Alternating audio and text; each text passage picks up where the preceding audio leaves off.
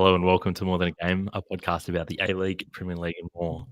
My name's Tommie C and we're back for I think this is now our 5th annual A-League season preview pod.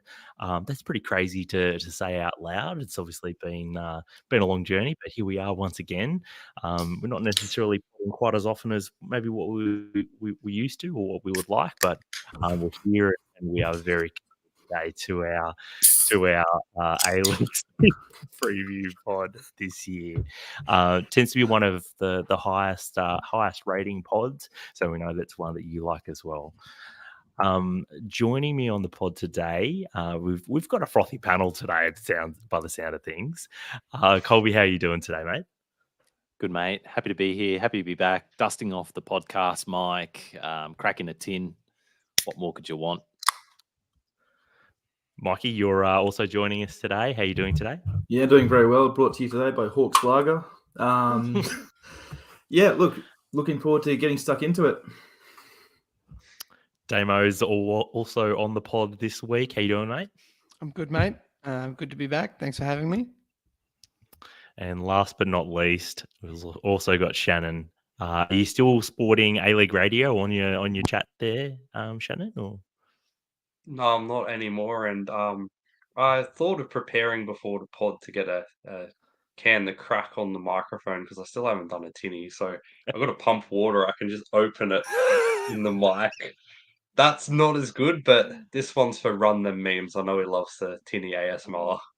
Yeah, unless it's my Guinness.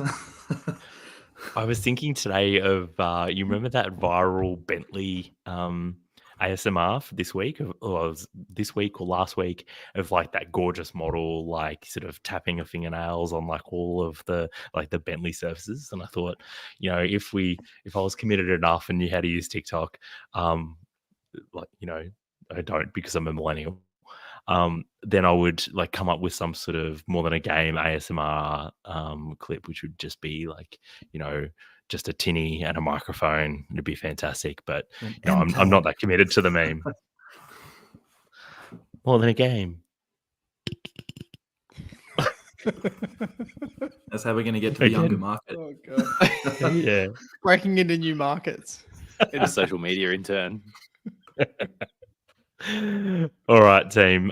Let's get into a little bit of A-League season preview, though. Obviously, it's been a busy off-season.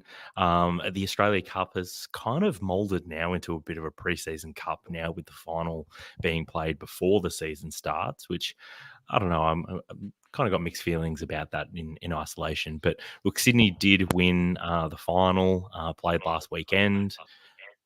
Sydney beat Brisbane Roar 3-1 in Sydney. A little bit controversial that it was actually even played in Sydney. We got two Brisbane supporting fellas on the pod.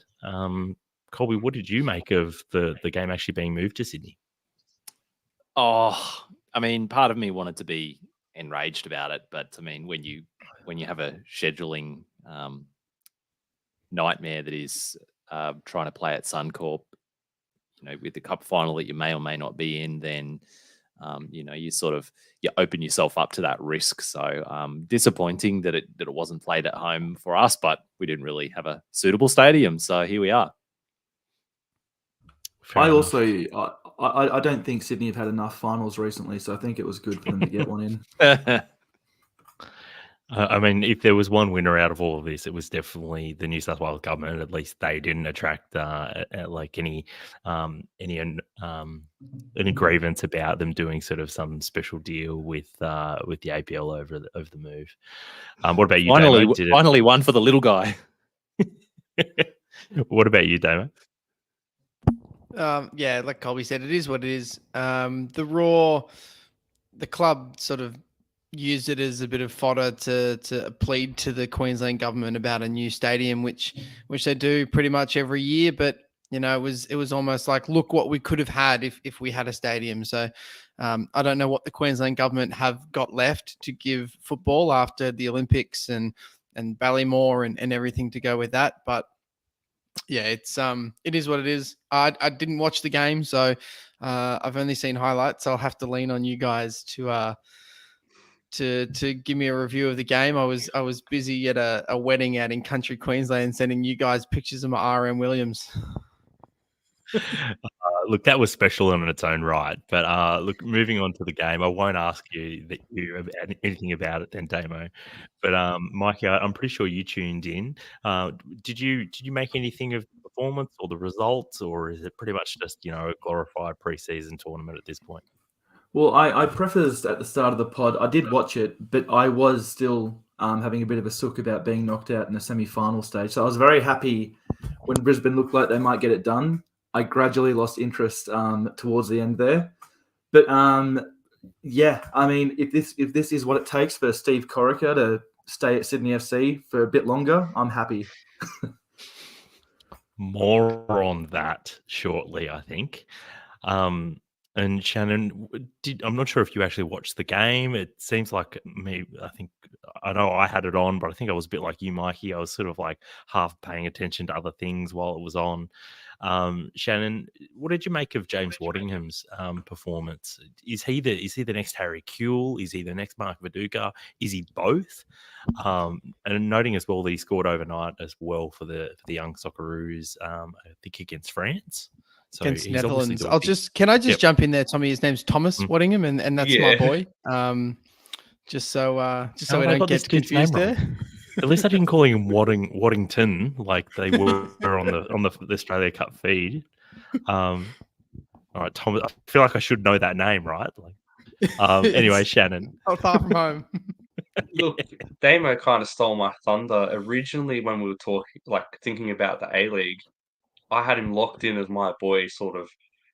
At the end of the last season, I was like, okay, he's going to be my boy. He's going to be a breakout star, but he's done too well that I think putting him as my boy would be a bit of a cliche because everyone kind of knows that this kid's got a good potential and a good future. And funnily enough, I know a lot of people wrote Ross Aloisi off, but Ross Aloisi knows how to get this boy playing good football, and the sky's the limit in terms of potential. Absolutely love the kid. He's a star. Shannon, if you can't have Waddingham, I think Shay Cahill might be free. Oh, I'm actually very excited to see him play because there was all this aura about him that he only got into Everton because of his father's name, which perhaps may have been true, but you kind of don't spend that much time in a Premier League academy without at least knowing how to play football. So I'm very curious to see if this kid actually has some talent and if he can sort of break away from the shackles of that famous last name. Well, I'm also sure the Popovich brothers are probably all right footballers, but it doesn't mean that they got the jobs purely on the back of that. I think without his surname, he might not be. We might not be talking about him right now. Which is probably true, given that the question was around Thomas Waddingham. So, boys, I do note that I do feel like Thomas Waddingham is approaching Uran Kunda sort of levels of hype, sort of at least by Australian or at least by A-League fans and A-League followers over the last couple of weeks. So I think this one does get a pass. I think if we're all kind of acknowledging that we all want him as our boy, and so it kind of means no one can have him. All right, moving on though. So another thing that's been happening in preseason over the last couple of weeks is Melbourne City, Macarthur Bulls, and Central Coast have each been playing in the Asian Champions League and the AFC Cup. It had some mixed performances to date.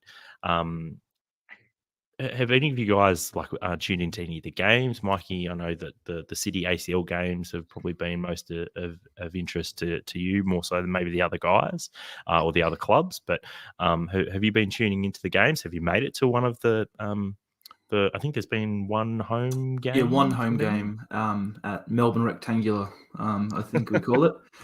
I will butcher the name of the team. Event fought at Kofu. I just called them Kofu. I'm not sure.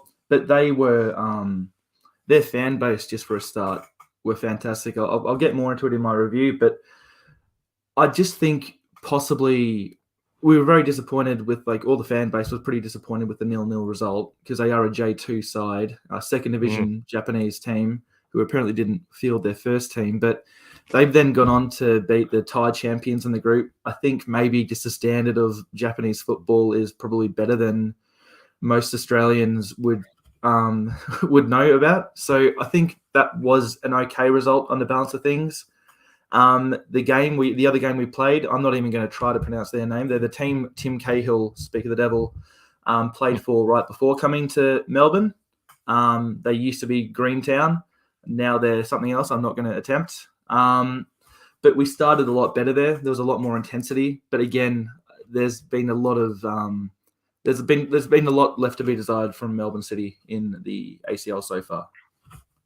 Yeah, it's really tricky, I find, like trying to read too much into some of these performances, and you don't really know anything at all about the opposition either.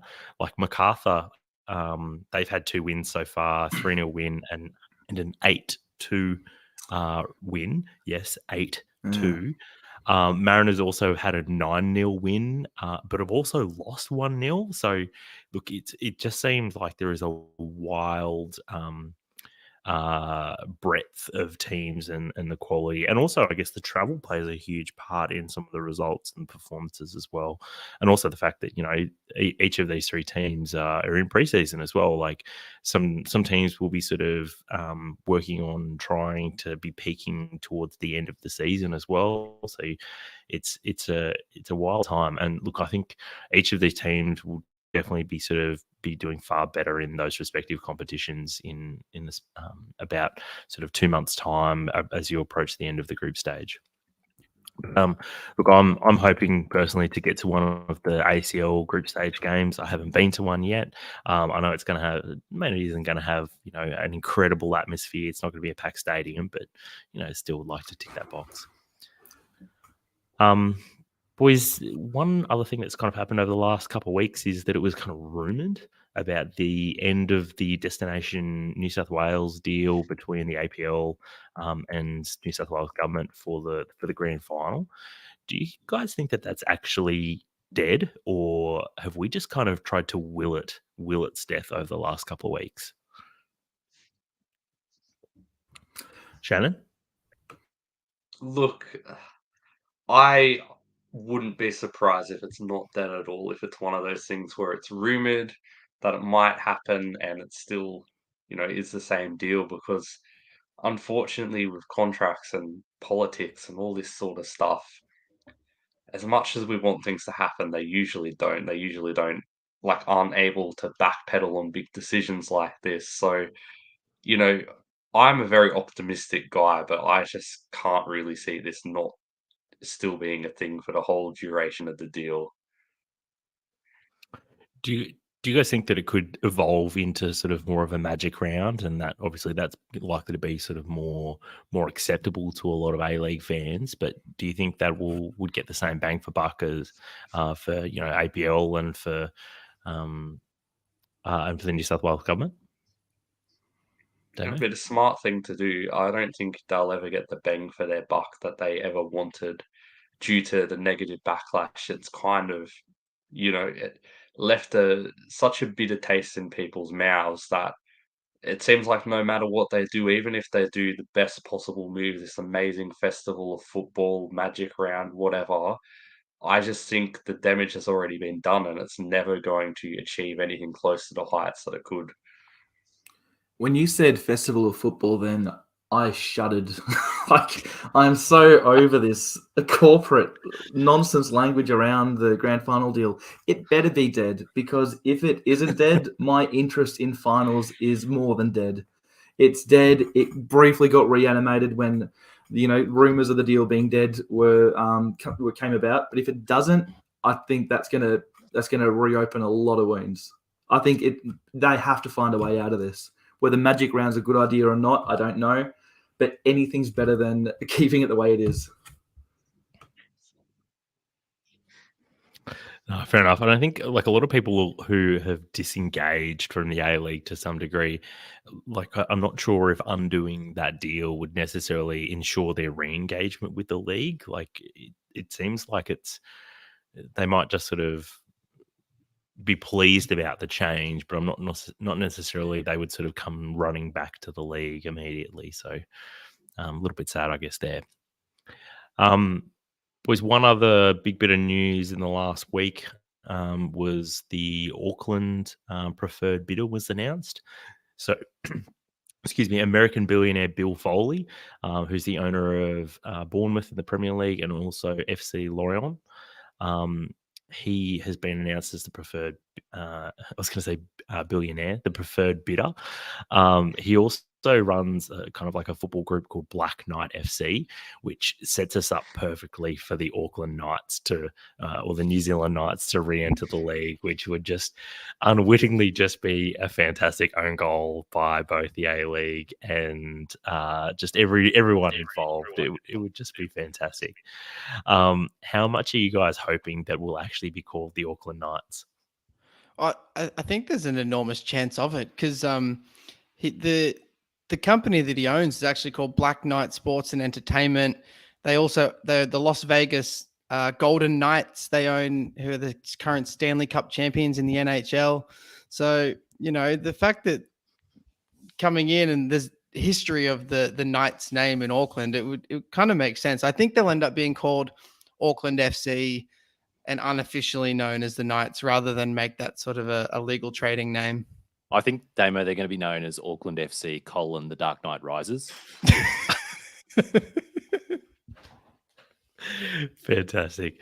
Boys, how important for the league and for New Zealand football do you think it is that Auckland Knights, or whatever they are called, the Auckland Dark Knights, how important is their success?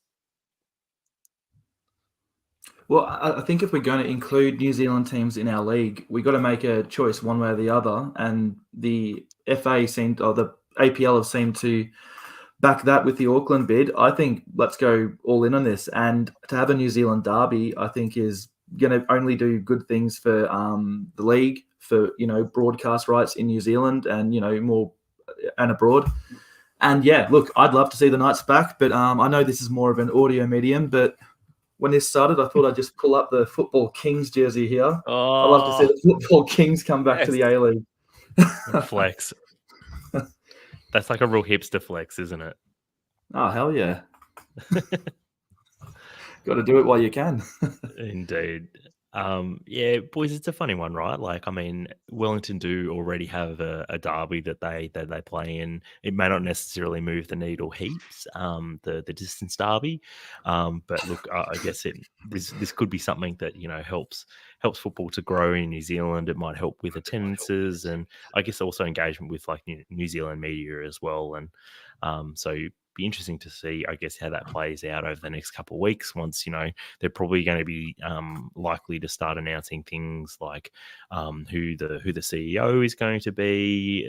They probably aren't going to be far away from having to appoint someone who's going to be putting together a squad and trying to finalize when they're going to be playing out of it and those kind of real basics there. And then obviously as we approach sort of midway through the A-League season, I would anticipate that we would start to hear some rumors of players that they're looking to sign and that kind of thing. Have we considered the impact of the distance derby if an Auckland team is admitted? Because I think they'd be further away than Wellington. Does this throw everything into disarray? We'll have to get New Zealand correspondent Jesse Farmer to give us some information on that. I have to get out our compasses and protractors to figure out like who is actually further away from Perth. Good shout though, Mikey. I like that. You got me thinking now. Anyway, distance derby and distance derby 2. The distance derby. The distance derby rises. Nice. All right, and the other big bit of news, which was kind of buried in the season launch this week, was that it seems as though they're very close to finalising who the preferred bidder is for the Canberra A-League team as well. The Canberra A-League team and the Auckland A-League team are meant to be entering the league at the beginning of next season. So that is obviously exciting news as well. How the league is actually going to handle 2 extra teams, and I guess, sort of to some degree diluting the player base further. That's obviously, I think, going to be a bit of a challenge for the league, but I know a lot of people have been advocating, saying that there's still plenty of talent in the NPL that hasn't been tapped into. So maybe the league will be just fine, but it will be interesting, I guess, to see 2 brand new teams in 12 months' time, and looking forward to talking about them in a bit more detail on next year's season preview pod. Boys, I guess general comment before we start talking a little bit of A-League fantasy. What's your interest level in the A-League at right now compared to, the Prem and previous years? I mean, we talked about like the grand final deal and that kind of thing. And obviously, our lives have evolved quite a bit and changed quite a bit in the last 5 years since we started doing this pod as well. So very interested to hear like what your thoughts are on, I guess, the A-League view personally right now. Shannon? Pretty much because I spent the past 2 years writing a book about the history of the A-League, and particularly I'm on the last little stretch of it, the last, month or 2 of writing it. I've just been thinking about and writing about the A-League so much that my interest in the new season is a little bit watered down just because I'm a bit burnt out. I am obviously excited to watch the football, but at the moment, pumping myself up for the A-League season, it's a bit lower than it's ever been, just purely because I burned myself out from thinking about the A-League. But I'm sure once I watch that first match, the spark will get reignited 100 times again. Man, I'm not going to lie. Hearing someone say they were burnt out from the A-League is a phrase I never thought I would hear. Given that we have the world's longest off season. Colby, what about you, mate? Yeah, look, I'm probably a bit the opposite. Like before I started doing prep for this pod today, I was probably my interest level were probably pretty like mixed. I did enjoy Brisbane's cup run, apart from Nice. that second half in the final. But yeah, I was pretty mixed going into it. But now that I've looked at the teams, I've looked at the players coming in, I'm getting excited about seeing some, the new faces like we do every season. It's pretty exciting new start. I'm excited. I know you're going to get to fantasy. I'm excited for another season of A-League's fantasy. So yeah, no, it's coming back. I can feel the A-League tingle. Damo? Yeah, look, it's between everything else that's going on, trying to keep engaged in many things is difficult. But I'm excited about this A-League season. I'm excited about watching local football again. Football is in a good time zone. I really struggle to keep in touch with European football in the middle of the night these days. And so sitting down to watch a game at 4 p.m. on a Sunday afternoon, that seems like an absolute dream to me. So, yeah, I'm really excited about the A-League this year. I think as well for you, Damo, like your elder son is approaching the age as well where, like, you could take him to a game and he would be able to, absorb Matilda's football, right? So, like, that's He's going to be so confused when Sam Kerr's not playing. Yeah, we were watching a game the other day, and he asked me where. Well, actually, we were watching the Socceroos game the other day, and he asked me where Sam Kerr was, and I was like, "Well, Sam Kerr doesn't play in this team. She plays in the Matildas, which is the women's team." And he was like, "Huh? Oh, where's Sam Kerr? Why is she not playing?" I was like, "That's a good point. She probably should be." I feel like it's not necessarily just like, toddlers that are looking at the Socceroos going, "Where's Sam Kerr? Like, why isn't she playing?" It's probably a more widespread opinion than what you'd think. And you, Mikey, I know that you're always keen for the A-League, right? Like you're pretty much up there with Shannon in terms of being like burnt out on the A-League pretty much before the season's even started, right? Yeah, I echo Shannon's sentiments there. I'm not writing a book, I must point out though.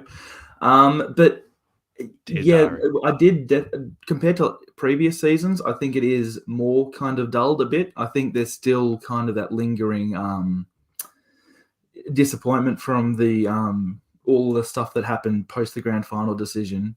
But I realize, people like us on an A-League podcast aren't necessarily like a good example of the greater population. I think the people that were more casual fans that I'd interact with, their interest is like, then their knowledge is pretty down.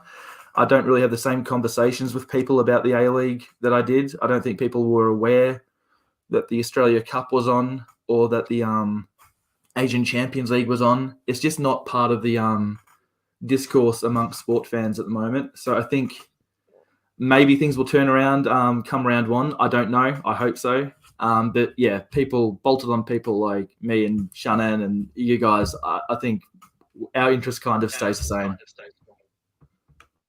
Fair enough.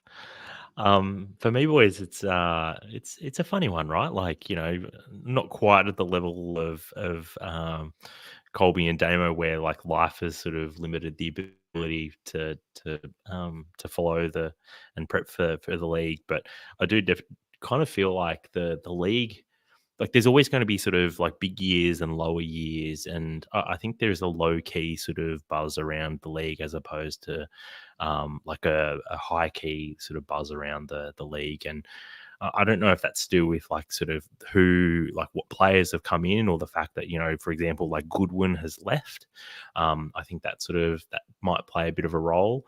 If you look at like the A-League marketing campaign, for example, like the obviously Courtney Vine was heavily featured from an A-League W perspective, but from a men's perspective, like Irankunda, he was sort of like the focus, and like he's obviously very, very young, and like there isn't really even an Australian sort of player with like a huge degree of sort of cut through at the moment. Maybe Lecky, but I mean he's injured at the moment as well, which isn't great. But seems to me, Tommie, that the sort of strategic direction of the two A-Leagues has really sort of solidified now, with the A-Leagues men being, really clearly seen as a development league, and the A-League women being, they're definitely trying to maintain it as a destination league. And I think you've just perfectly encapsulated it in that, comparison there, Tommie. Like Irankunda's the star boy for the A-League men. And Courtney Vine and, these other sort of big names that they're able to keep and attract to the A-League's women. Headlining that. It's a good point, right? Like in the dub, there's a bunch of like women's internationals from a range of different top tier countries, right? Like there's some American players and Chilean players, and just today for Canberra there was a Serbian international who was like absolutely blowing up, right? And we just don't really have that in the A-League men's. And blowing up because she was angry like every other Serbian, or blowing up is in like playing well? No, she scored 2 goals in a 4-4 draw, mate. It was it was low key blowing up, not actual Serbian blowing up. Sorry to all Serbian listeners there. Yeah, well, I think I was just going to say, I think there's more than enough players we do have in the A-League men's to market, but I don't think we do a good enough job of that. I think if you go on Paramount right now and you go down to the A-League, it's still got a picture. Jamie McLaren, he's still there. I think the other two are Adam Lafondra and Jason Cummings, still on the A-League little icon there. So I think we could be doing even just the little things like that, and we kind of pick some people to build heroes around and kind of be the poster boys for the league. But yeah. That's a great point, Mikey. And like in preparing for this pod today, I was going onto the A-League's website, formerly Keep Up, now again A-Leagues. And I just noticed that we're a week out from kickoff of the season, and there are barely any stories on there that are like it's like on page 1 you're seeing articles that are like 2 weeks old, and there wasn't a lot of stuff for me to really like sink my teeth into when I was trying to prepare for this pod. I was really having to go to like Wikipedia and Transfer Market and the sources to try and figure out what was going on. And like we're also, I guess, at the leading edge kind of thing as far as preparation for like this pod. Like I would anticipate that like the A-League pod will put out an episode, like a sort of a preview episode for ahead of the the A-League men's first round. I wouldn't be surprised to see even Fox Sports sort of occasionally spit out like a football related podcast. So I think, yeah, exactly right. And most of that's kind of Ange related at the moment, but still, like, last thing I saw from Fox was the Code Sports, which I think is the Foxtel News Corp kind of sports media page, and all they post is about how the A-League should go back to Foxtel. I think is the only content they create. Adam Peacock just wants more work. Yeah, Adam and Robbie are putting in the hours. Needs to earn his supper. Yeah. And Robbie Slater, both of them like don't have a lot of work going on at the moment at a company that doesn't have any football content. Although I think I think Adam Peacock still does some AFL related stuff. No, he does tennis. He's big into tennis. He goes to all the opens all around the world and does a little bit of AFL and rugby league stuff as well. But yeah, he works for News Corp. I mean, he's a really good writer, to be fair. His articles are really good. It is weird seeing these pundits out of context. I think Mark Bosnich was doing the Rugby World Cup or something like that. There's you feel like you're being cheated on, like I listened to Brenton Speed commentated the NRL Women's Grand Final, and I turned it on and was like, "Is that Brenton Speed of all people?" Was he complaining about a refereeing decision for 60 minutes? most likely, yeah. Oh, the bunk has taken a really long time. When you call him Brenton Speed, that was real like, you know, when someone's girlfriend or wife calls like one of your mates by their first name, and you're like, Brenton? It's Brenton? Yeah, he's lost Speedy privileges. Yeah. Alrighty, boys, we'll keep things moving though. One final thing before we get into some predictions chat is wanted to, as Colby alluded to, wanted to talk a little bit of fantasy before we get into things. Probably the big thing for me this year is last year that there were 12,000 people played on the official platform. Do you think there'll be more people or about the same or less people that will play this year? If no one wants to take that, I'd say less in one word. Yeah. I was going to say less, and the reason I think why is last year was kind of it was heavily promoted. Hey, we finally got A-League fantasy. Everyone get around it. This is awesome. And out of the 12,000 people, I would assume that probably a third of them just picked a team and they never looked at it again. And so you're probably going to think those 3,000-4,000 people are not even going to bother making a team this year, or maybe some of them might, so you've already dropped a few thousand there, and they haven't even promoted at all leading into the season. As we said in the preseason pod last year, it's the easiest way to engage people in watching football every week is a fantasy league. And the fact that they haven't been promoting and doing a lot of sort of advertisement and stuff around, hey, join A-League fantasy, get to know the players, all this kind of stuff, sort of tells you that it's an afterthought, and when it's an afterthought, it's sort of dead and buried, isn't it? I guess maybe off the back of that, I'm not sure how many bites I'll get for this, but I mentioned earlier that Craig Goodwin's obviously left the league. He was sort of the one sort of must-own player last year. Is there any early calls for who might be the must-have player for this season? Shannon? Tolgay Arslan from Melbourne City. Best player in the league by a country mile, you can already tell in pre-season. He's half-cooked. Like, he's nowhere near fitness, and he's just absolutely taken the piss. He is such a good player. You've be done my entire review. No pressure on him, but Jesus Christ, what a baller. Look, I echo that. Before anyone else says anything more about this, I've got him down as my boy, so I know he's not under 23, but I'm going early. All right, my whole preview is ruined now. Tommie, he's probably older than you, mate. How can he be your boy? My notes for Melbourne City is just like 2 words: Tolgay Arslan. Well, mate, Tommie, rather than your boy, maybe you should be your daddy. Well, Mikey, I'm sorry to do that to you, but it sounds like No, you're no, going to no, have to no, come no. up with some more content for your preview for Melbourne City in the next 20 minutes. So good luck with that, mate. Nah, look, to be honest, boys, I reckon Shannon, I reckon you bang on the money as well, right? Like I think this guy could blow up from a just a performance perspective, but also a fantasy perspective as well. It's a bit of a free hit for a lot of teams leading into for the first 3 weeks of the league, given that there's no price changes for 3 weeks. So I think a lot of people will watch him and then go, I've got to have this guy on my team, even if he isn't sort of scoring a lot of points. I'm pretty sure he's on penalties ahead of Jamie McLaren. So, City are always going to get like penalties, right? So, Tommie, we can tell you're so maybe, yeah. deep in fantasy research already, mate. This is I'm loving this.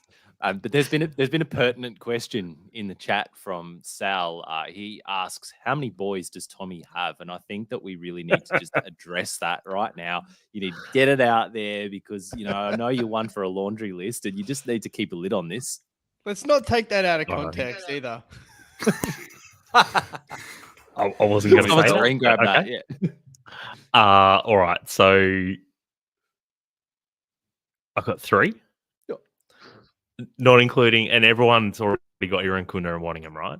So Tolgoi Arslan, that's the first one. Panache Madanya from Adelaide, and Noah Bodic at the Woo. They're my 3 boys this year, and I think they're the 3 that I think are gonna do bits, right? Obviously, you got a new player into the league who's a bit more experienced, young Australian player who I think might sort of make his first sort of real impact on the league, and then Noah Bodic, I think.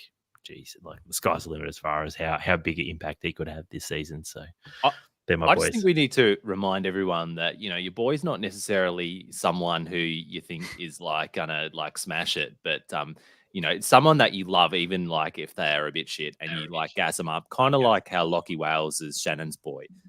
He's a bit of a dog, but Shannon, every time he scores, I'll get Shannon in my DMs or something like that. It's a player like that it perfectly captures what it is to be someone's boy. And sometimes your boy is a man. Well, like perfect example has been me with Craig Goodwin for the last 7 years, even when he wasn't in the A-League. Look, I'll pay that because you have been on, like, you got in on the ground floor for Craig Goodwin, so I'll allow that. Like, there's receipts for that. So, boys, we've pretty much transitioned straight into like predictions and stuff. So while we're talking our respective boys, I think let's go all in on who your boys are. Damo, you were just talking about Craig Goodwin being your boy, but he's gone. So he could still be your boy, but I mean, it's time to move on. Yeah, unfortunately. I've got a couple. I mentioned Thomas Waddingham before, but since we're not allowed to have him, it's Johnny Yull. I'm still in on Johnny Yull, have been for a couple of years. Yull, how you pronounce it. I think it's going to be a big year for him. I'll talk about it more in the Adelaide preview. But then I've got a couple of other boys. I've got Corey Brown, my boy's back. That's Corey my boy. we can share him. Share him. Hi. Corey Brown's my boy. Jay Barnett, still my boy at Adelaide as well. And then I got one up and comer. I got Rylan Brownlee from Brisbane Roar. So they're my boys this year. Nice, Mikey. Who you got? Well, yeah, I mean, the ones that aren't taken now, I'm just going to go, well, like I said, sometimes your boy can be a man. I don't know if it was on here or if it was on Talking City, but I just made up that we were going to sign Aziz Bayic, and now he's here. So, Aziz, you're my boy. Nice. The only other person I'm going to mention in my Perth preview, Daniel Benny, who scored against West Ham. Stole mine. Hey guys, there's plenty of boys to go around. Seemingly not. We all want the same ones. But you any more, Mikey? No, I was just trying to get a few out before they were all taken. Well, we're just gonna have to shout ours out like simultaneously to make sure. Like hungry hippos for the boys. Yeah. Shannon, who you got, mate? My boy is not in the league anymore, unfortunately. It was Yaron. What do you mean? Souza. Lockie He Wales was the still number one. at Western Yeah, United? Lockie Wales is still around. he was another one of He's those doing guys something, you mentioned. presumably. Doesn't Sorry, have to mate. be good. Go on. And Daniel Benny was absolutely my boy till Mikey stole it. So I don't really have a boy coming into this season. I'm still on the Johnny Yule hype train. Whether or not this is going to be the season his back finally lets him play some football or not is a different question. But yeah, I don't have a standout boy aside from Daniel Benny, who I think he's probably the best young talent aside from the obvious ones that are, Irukunda, Waddingham. He's just an absolute star in the making. So I'm still going to go Daniel Benny. I wasn't going to interrupt, but since you've brought him up again, hasn't Johnny Yule done his ACL? Not that I've heard, unless he did it in a preseason match today, which Adelaide played. So, Oh no, I think this is a couple of weeks ago. I remember I thought he copped like a pretty significant injury, which I was like sort of off the back of Damo talking him up last year. I thought, oh yeah, this guy like he seems pretty good. Oh geez, he's like 16 and he's scoring worldies in the NPL. Oh geez, okay, yep, this guy could be the next big thing. And then bang, knee injury, and I was like, oh, okay, that's him finished. One other thing, there is a really young prospect who's just signed, I think, for Perth. Guy by the name of Bruce Kamau. You might have heard of him before. He could be a candidate for being your boy. He'll be a young prospect when he's 45. he's back. He's everyone's boy. We're a Bruce Kamau podcast. Let's be honest. Socceroos bolter. Eternal boy. Eternal boy. You might Even go when to he's the Asian 45. Cup. Might go to the Asian Cup in January. Fuck. He's gets a a bit of young form. prospect in the same way that Belgium are everyone's dark horse every single World Cup. Yeah. Belgium and Czech The Damaru Gray's going to have a good year this year. Oh dear. All right, boys. We've got our boys out of the way. Who are you all predicting for premiers? This is Pretty top of the grim, league. Tommie. I think Sydney are going to sweep it this year. I reckon they're going to be premiers and champions. In addition to the cup, I think they're going to do the treble. I think it's going to be a sad return to regular programming. Shannon? I want to make sure I'm looking dead into the camera. My bold prediction this year is that Melbourne Victory are going to be premiers and go the whole season undefeated. Whether or not the APL delivers them the golden toilet seat, it's Not another again, question. mate. We've been there. I'm been just here kidding. last year. I do think Victory are going to have a good season, but honestly, I'm kind of feeling it's going to be one of the Sydney teams, and I've been tossing up in my head which one. So I'm just going to go with Colby off the back and say probably Sydney FC. Yeah, for me, I'm going Sydney as well. Do either of you two, Mikey or Damo, have anyone different for premiers? Well, I'm annoyingly going to back my team in again. I reckon four times champions. Here we go. Melbourne City in the finals. Who knows what on earth would happen? Maybe the Central Coast will score 6 again. Who knows? But yeah, I've got Melbourne for premiers, Melbourne for champions. But again, I don't know who's going to be the champion. Damo? I was sort of sitting on the fence, same as Shannon, between Wanderers and Sydney FC as who I think might win the league. So could come down to the derbies. They could be enormous games this year. So it'll really hang in the balance on those games. But I'm going to say Wanderers just to be different to the rest of you, because I really couldn't decide between the two. Really good, I think, for the Sydney Derby, which had kind of lost a little bit of its prestige over the last couple of years, with Sydney being so dominant. But I think both Sydney teams being good is going and like those derbies essentially possibly deciding the league. Like I agree with you, Damo. I think they're going to be really, really important in terms of like splitting the two teams as well. I think they're both going to be right up there this year as well. So I think for those derbies to really have a lot riding on them, I think is going to make them just fantastic, and hopefully we'll get more out of them in terms of like spectacle and positive publicity as well. In terms of champions, anyone got anyone else other than Sydney? I went Adelaide.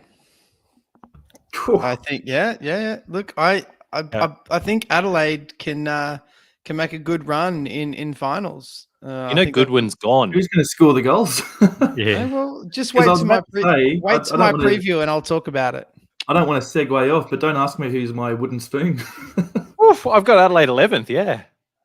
Wow. Jesus. I've just got like my brain is just fried right now because I'm like, what do you mean Adelaide can't win the final if they don't make finals? That doesn't work. It doesn't work like that. Wow, that's a bold prediction, Damo. Yeah, that is up there with take that. Melbourne Victory going to go undefeated for the season. I wouldn't go that far, but I would definitely go as far as I think last year, Colby, you said that Raw were going to make finals, so I'll put it in that sort of category. Oh, come on. Some respect. They missed out by like 3 points, didn't they? Yeah, true. Boys, who's wooden spoon? Who's getting the wooden spoon then? Nix. Adelaide. I've got Newcastle. Look, Newcastle. don't hate me, everybody, but Central Coast Mariners. Jets are going to be bottom two. I think there's going to be a big. Don't think you're from wrong. Central Yeah, Coast I don't as think well. you're wrong. Yeah. Mariners how won they- 9-0 in how the they go, AFC right? Cup Yeah. match, but they didn't look good at all, if that makes any sense. They don't look a good squad at the moment, and they haven't replaced any of them. I love that second and third could potentially be 11th and 12th. Yeah. What happened That's why we there? love the A-League, isn't it? And that's another Yeah. bold prediction too. The Mariners are going to do a Melbourne Victory. Or Yeah. invade the pitch. No, I think they finished first and then last. Or it was very high. They Yeah, finished it very was high. Oh, second, you're one year right. It and was then like second second or last, I think. third. Yeah. I think it's not as ridiculous as it sounds for Central Coast to drop off. I don't think they'll finish last. I think there's two teams in my view that are going to be sort of clear trash in the same way that clear trash this season. For me, it's the Jets though. I think that the Jets squad is pretty trash. I'm looking at it going like, where are goals coming from? How are they stopping goals? Like it's just grim pretty much across the board as far as it goes for Jets squad and their prospects for the season, I think. So and the Wellington and the Knicks as well, like they're just that's real grim, but I'll go into that in a little bit more detail later as well. Boys, Golden Boot, who's your predictions? Anyone other than J-Mac? Wait, maybe is anyone actually predicting J-Mac? Yeah. Yeah, I Yep. think once the new players can start to read his runs a bit better, he'll pick up where he left off.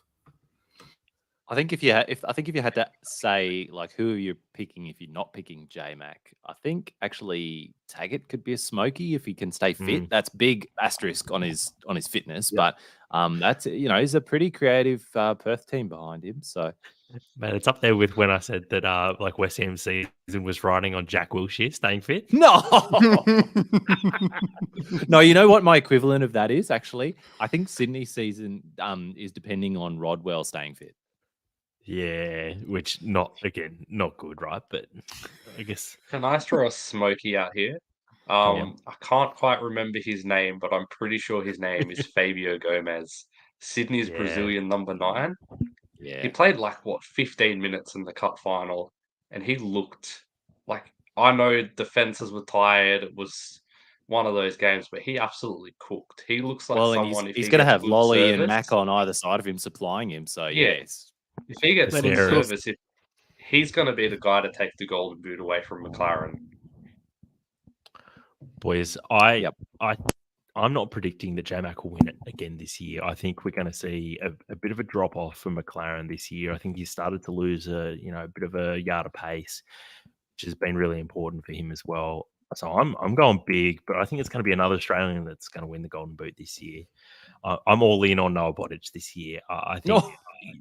Look, I think this could be. Look, I'm not saying he's going to be the next Mark Viduka, but at the same time, I do think he has enormous potential. And in a weak field of strikers this year, I think there is a potential that there could be someone other than J-Mac who might surprise us this year. I also think the Fabio Gomez shout is a good one too. The Brazilian Michael Antonio, I'm calling him. You know they're Western United are managed by John Aloisi, who loves an aged 11. So he's definitely going to be starting Rukavica and bringing Yeah. on Bodic for 5 minutes at the end. Yeah. I know. But look, I've gone big on Noah Bodic, right? Like, even if knowing John Aloisi, like Bodic will just like blow up in the final third of the season, and like everyone will be saying how great a season he had, but he won't have actually played that much football. But all right. Anyone got anyone else other than Jamie McLaren? Fair enough. Boys, your player of the season. Has anyone got anyone other than Tolgoi Arslan? Joe Lolly. Oh no. Good shout, Colby. I was big on Joe Lolly last year, but I don't know. I in terms of like Johnny Warren, sometimes I think it's really hard to stand out, especially from a voting perspective or a points perspective in a really good team. And I think he will end up sharing points with Mac, Fabio Gomez, Caceres. And I think he's going to have a great year. I just don't think he's going to be the best player in the league, though, as a result of that. I actually think I know it's not a position that will get the award, but a player who's going to stand out aside from Arslan, hopefully for Wanderers, is Hendricks. He's like a really good player. I haven't seen him play too many games, but I've seen him play a couple. And I'm very shocked that Wanderers managed to land him. And I'm wondering what the go is. Has he had some sort of personal issues? Has he had fitness issues? How did they land a player of this caliber at 26, 27? That's my big question. I think he was playing for like Feyenoord or something, wasn't he? He's played like a couple He's played in hundred the games Champions in the League, I think. Eredivisie. I think he's played for one of the big Dutch teams, and therefore he's played in the Champions League, right? And like you say, at 26, like that's ridiculous that we would have a player of that sort of caliber and experience, and also at that age playing in the A League. It's fantastic, but strange as well. Any final shouts for player of the season who we haven't mentioned yet? All right. First manager sacking. I'll go first since no one's jumped out. I'm picking Rado Vidicic. I think he will be maybe not necessarily first one sacked, but I don't think he'll make it through to the end of the season though. There's a lot riding on how the season starts. Like if we're not picking up points in the first 5 games, I think he's in real trouble. But yeah, it sounds like a silly thing to say, but it all depends on what happens. I think any coach is could be sacked with a bad run of form. But yeah, I think Rado is definitely one of them. I felt like doubling down on Corica just because I don't like him, but I don't think he's going to get sacked. He's just won the cup. Big pressure on Johnny Aloisi though after not making finals last year after winning it the year before. So he's going to have big pressure on him. I think Sturjovski's also got a lot of pressure on him considering he's had that half a season that he's come in to kind of have no pressure, get the team playing his football. Now he's got this team, big players. We forget what big players Mac Bulls have. And if he doesn't have a good start to the season, I don't see the board keeping him around. Look, Wilkshire might be in with a job within a few months. Yeah. It's a funny one, the McBulls, right? Because like I agree, I think their squad looks great. Like all of the ingredients are there, but I still look at Stojovski and think that he just did such a shit job last year, even off the back of all of the Dwight York stuff.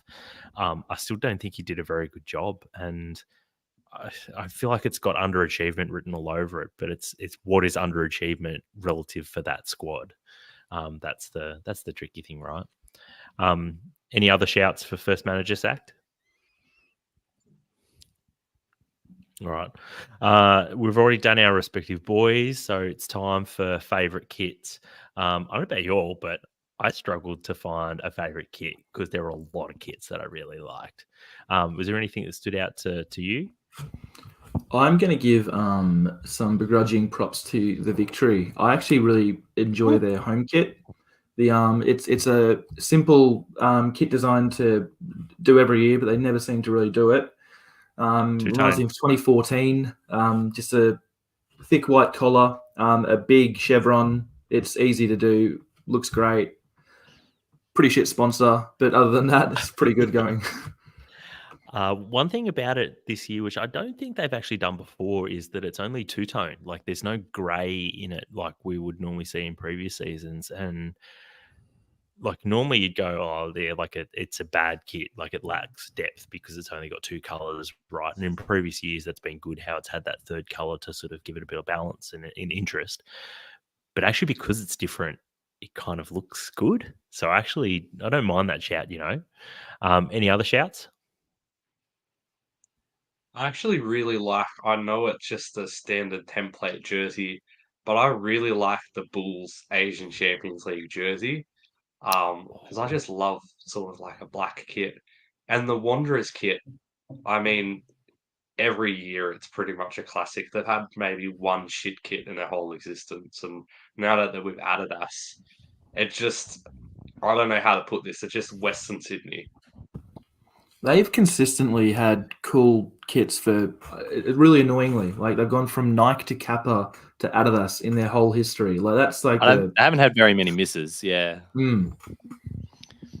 They've done really well to create a brand or a fashion brand out of their kits as well, which very few A-League clubs have been able to do over the years. And the Wanderers right off the bat became fashionable to wear, whether you support them or not. But yeah, another quick shout. You mentioned the MacArthur ACL kit, Sha.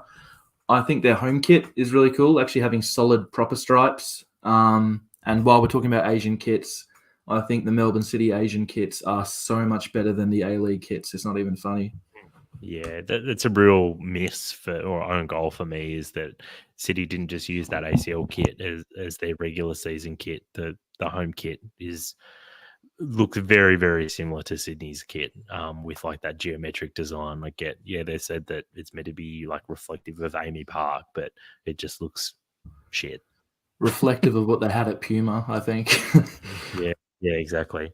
Does MacArthur actually have an AFC Cup kit, or is it just their home kit? I only saw one kit when I was doing research this afternoon, and I don't think I've.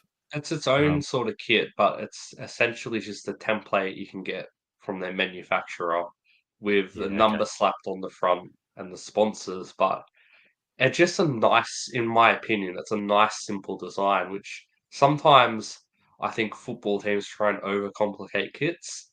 And sometimes going for a nice, simple design really works, which is why, in my opinion, Western Sydney Wanderers kits work every single year because it's a nice, simple design. Also, a quick own goal. Just a quick own goal to Melbourne City again for me physically seeing the kits twice in person before they even teased them. That's amazing and terrible. Boys, back to the Bulls kit. Sorry, I was distracted doing research in the background about the AFC Cup kit. And I agree. In fact, the Bulls kit was my favorite kit of actually a very good cohort, I felt, of A-League kits this year. Shout outs because they haven't been said already, but I think the Raw's home kit especially, but their away kit is good too. I like Perth's kit, although it's kind of in like an ugly good kind of way. And also I like that the Woo have managed to again make a good kit out of essentially what is black and green stripes. It's been interesting, and you sense that next year, oh geez, how are they going to go about creating like an interesting, good-looking kit? But be confident that they're going to be able to do that, because they haven't missed so far, I think, to date. West United. Boys, any more shouts or shout outs regarding favourite kits? All right, let's before we get into team by team previews, one final thing, and I think that some of you have already thrown out these to date, but what's your bold predictions? Look, I'll jump in quickly before anyone can get here. My bold prediction is that Brisbane will finish in the top 4. Ooh. I'm surprised he didn't go for Waddingham to go Golden Boot or to go close. No, look, I'll talk more about it in my preview of Brisbane Roar, which is coming up. But yeah, bold prediction: Brisbane will do really well this year. I think the Glory are going to go deep. I think they're going to make the semi-finals. Boys, I've got Brisbane and Perth to do very well this year. I don't think I'm quite as big on them as either of you two are, but I'm pleased to see that. I get the impression that there's a few of us at least that think that Brisbane and Perth might sort of turn a bit of a corner after being pretty average for the last couple of seasons. Shannon, what about you, mate? I said this a while back on Twitter to a couple of City people, but Weren't banned from it. Terry Antonis, I think he's going to come good. This is the season where we're going to remember what a fantastic player Terry Antonis is. He's going to put the fitness issues, he's going to put the injury issues behind him, and he's going to be bargain of the season by far for Melbourne City. That's huge. I think it's a real interesting season both for Terry Antonis and for Josh Brillante. They're the two players now that will have played for both sort of major Sydney and both major Melbourne teams, or both are. So it's almost like a derby of having played for all four teams when those two teams play each other. I get awarded the Golden Snake.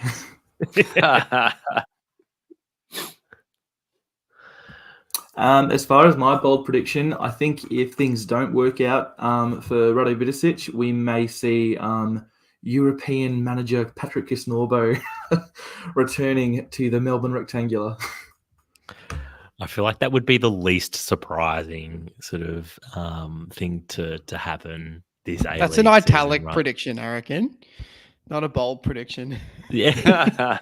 Underlined prediction. Colby, what about you, mate? Have you already said yours? Glory was mine, Tommie, yeah. Yeah, okay. I think everyone has said theirs then, which leaves me. Mine, I'm wondering how bold some of these actually are. I said Brisbane and Perth were going to do really well, but I haven't gone as bold as either of you two. I think at least one of them will make finals, which, like I say, I'm not sure if that's actually that bold. I also think Adelaide are going to stink it up a bit this season. Again, I'm realising now it's probably not that bold.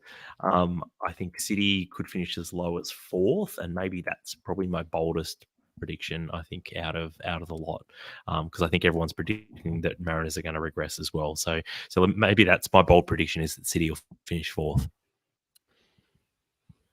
Alrighty, boys, we've gone through all of our predictions now, and as in true more than a game style, now we'll go through all of each of the A-League teams.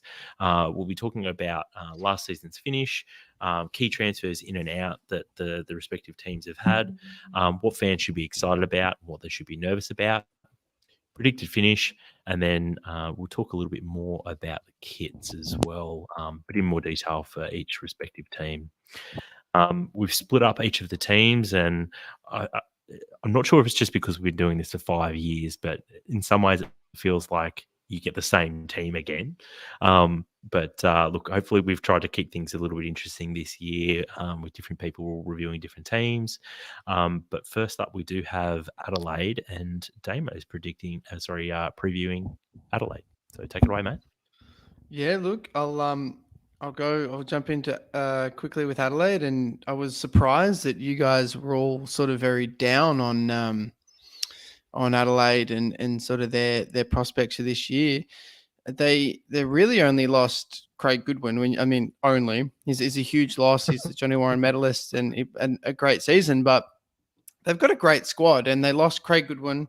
But then the only other player of note that they lost was Louis Dorigo, which, in my opinion, they've replaced with a better player. So Adelaide have still got a great squad. They're going to bring in, as they always do. If we go through the list of things to talk about, that they finished 3rd last year, failed at the final hurdle to get to the grand final again. That's 2 years in a row they failed to get to the grand final at the last hurdle. They'd be nervous about obviously losing Craig Goodwin, but I think they'd be very excited about the ever existing conveyor belt of talent that comes through the club. Goodwin leaves. Aaron Kunda's got a far bigger role to play. He's probably going to have to start most weeks and play a bigger role.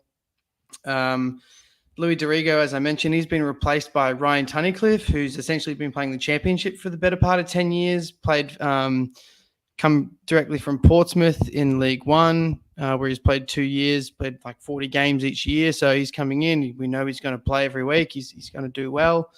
But like I said, Adelaide, it's always about the young players that come through at Adelaide. And they've promoted 3 young Socceroos to first-team contracts this year. They've got Giuseppe Bovalina, who's a fullback.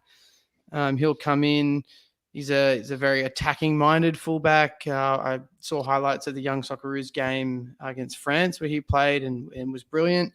Bailey O'Neill, who's another fullback who plays on the other side in the championship-winning Adelaide United youth team. So keep that in mind that the Adelaide United under-21 side won the grand final of NPL South Australia. So, these guys have got a lot of good young players. Another centre-back who's also a young Socceroo, Kikianis, I think his surname is, or Kikana, something like that. He's coming into the first team. So, the conveyor belt of talent, I think, but the biggest one is Luka Jovanovic, who scored, I think it was 19 goals in NPL South Australia this year. And one goal behind the Golden Boot winner, whose name is, I can't remember his name, Austin Ayobi or Ayobi Austin or something like that, who actually, he played for Metro Stars and he's actually on trial with Adelaide United right now. So Adelaide United got the 2 NPL South Australia top scorers from last year in their team, which, that was sort of their big problem last year, was not having a number 9, which Blackwood left, and they've replaced with a couple of younger guys that scored a lot of goals at state league level. So I don't think they're going to have trouble scoring goals. I really don't see Adelaide being a worse side. I actually think they're going to be a more balanced side and less reliable on Craig Goodwin. So I think they'll be more consistent than they were last year. So yeah, I was really surprised to hear you guys were sort of down on Adelaide, and we were talking about Johnny Yule before, and I'm not sure that he's got an injury. If he has, it's probably a big blow, but I think he'll play a bigger role in midfield this year. I think he scored a hat-trick in the NPL South Australia Grand Final from midfield. So, we've been talking about him for a few years now. He's a great player. But the one thing about Adelaide is that they've just got so much depth in goals. For one thing, we don't think about this very often. They've got Joe Gauchi, who's now a Socceroo, who just signed a 3-year contract. James Delianov, who's played dozens of A-League games at a couple of different clubs now. He's probably one of the best backup goalkeepers, you could say, in the A-League. Their third-string goalkeeper is the young Socceroos goalkeeper, who has won a championship-winning NPL South Australia goalkeeper. And then I read something today when I was doing prep for this pod that their fourth in line goalkeeper is actually the Joey's goalkeeper. So they just have unbelievable depth in goals, Adelaide United, and it just seems they've got unbelievable depth in kids everywhere. So as they always do, they're going to rely on that. I think I've previewed Adelaide for maybe 2 or 3 years in a row now, and I was very down on Carl Viet being a bit of a dickhead when he got the job, but he's done a really good job, and he does a really, really good job. A really good sort of synergy between what Viet is good at and where Adelaide are at as well. So it's just a shame that I think the depth of the squad means that they're probably not going to be as competitive as what they have been in previous years. Here's a good stat for you just before I finish on Adelaide. I know I've taken a while here, but this is a stat that I read today. Adelaide United currently have 4 of the most prolific under 17 goal scorers in senior competitions in the world in the last 12 months. Senior competitions includes semi-professional as well. Let's say that. And so they've got Luka Jovanovic scored 19. He's the first, is the highest goal scorer of anyone under the age of 17 in the world in a men's competition. Then they've got Musa Torre scored 7. Giuseppe Bovalina scored 6 from fullback. And then Nestori Irankunda scored 6 from the wing. So, they've got how many goals is that if you add them all up? That's like nearly 40 goals last year from kids under the age of 17. Like, that's unbelievable. So, they're not going to have trouble scoring goals. They're not going to have trouble kids being motivated to come in and score goals. I think that's been the big worry about Adelaide. Damo, where are they finishing? I've got them finishing 4th in the league, but I've got them winning the grand final. What? Like the NPL grand final? I reckon they're a shot at the NPL. Mate, my prediction is that Jovanovic is just going to blow up in NPL SA this year. Oh, sorry, mate. What do you think of their kit? Look, I mean, it's classic. I like when Adelaide go basic with their kits, and I'll give it. Look, it's just a plain black kit. It's got a collar. We love a collar here at MTAG. Yeah, like they've done really well. I'll give it like 7.5 camping trips out of 10. Mate, I got to disagree with you. This for me I thought it was one of the worst kits coming out this year. I thought it was basic as fuck. So when you said it was basic, I went, oh yeah, I agree. And then you went in a totally different direction. Sorry, mate. I'm just ruled down on Adelaide at the moment. So yeah, I can tell. Are you gonna go to the game on Friday, or you're just gonna like buy a ticket and fuck it off and pretend you don't? I'll just go there and just boo them for 2 hours. All right, thanks, Dave. Good preview, mate. You're up next as well with Brisbane Roar. I am. Look, I said in our season review of the A-League last year that I've handed Brisbane off to Colby because I had been so down on the club for so long that it really pained me to talk about them. But the off season that Brisbane have had, I've got the gist to talk about them again, and I quickly jumped in and claimed I'd talk about Brisbane. So sorry, Colby, I got in before you, and I really want to talk about the club again. I think the first thing to talk about is sort of everything they've done in the off season has really re-energized the crowd base of the Roar, me included. Right? They've signed, the suits that they've signed. Casper Taft is now the chairman and CEO of the club. He's 34 years old. Zach Anderson's 32. He's the COO of the club. They've transformed this club into something that younger people and people are interested in and engage signed well local with. FC on the socials. Exactly. Chad Gibson's back. We said that seems like a bit of a sentimental move having the inaugural captain back, but they've arguably got the best social media marketing of any club in the A-League right now. It's brilliant what they're doing on social media. Huge. But then they've signed a lot of young players from Queensland as well, which re-energizes people. They're bringing the team back to Suncorp Stadium for the first time in a few years, which, more people are going to come to games. And they've signed a new long-term deal for a training base at Ballymore, which, that's been a huge thing when the Logan City Council thing fell apart. So even if you don't talk about the team and the football itself, being a Brisbane Roar fan is already more exciting. We talked about Thomas Waddingham before. I mean, that's a given, right? He's looks like he's a great talent. And a good stat about him, he's the first player to ever score in the Australian Cup final, semi-final, quarterfinal, and round of 16 in 1 year. Jeez. So not bad for a kid who turned 18 only a couple months ago.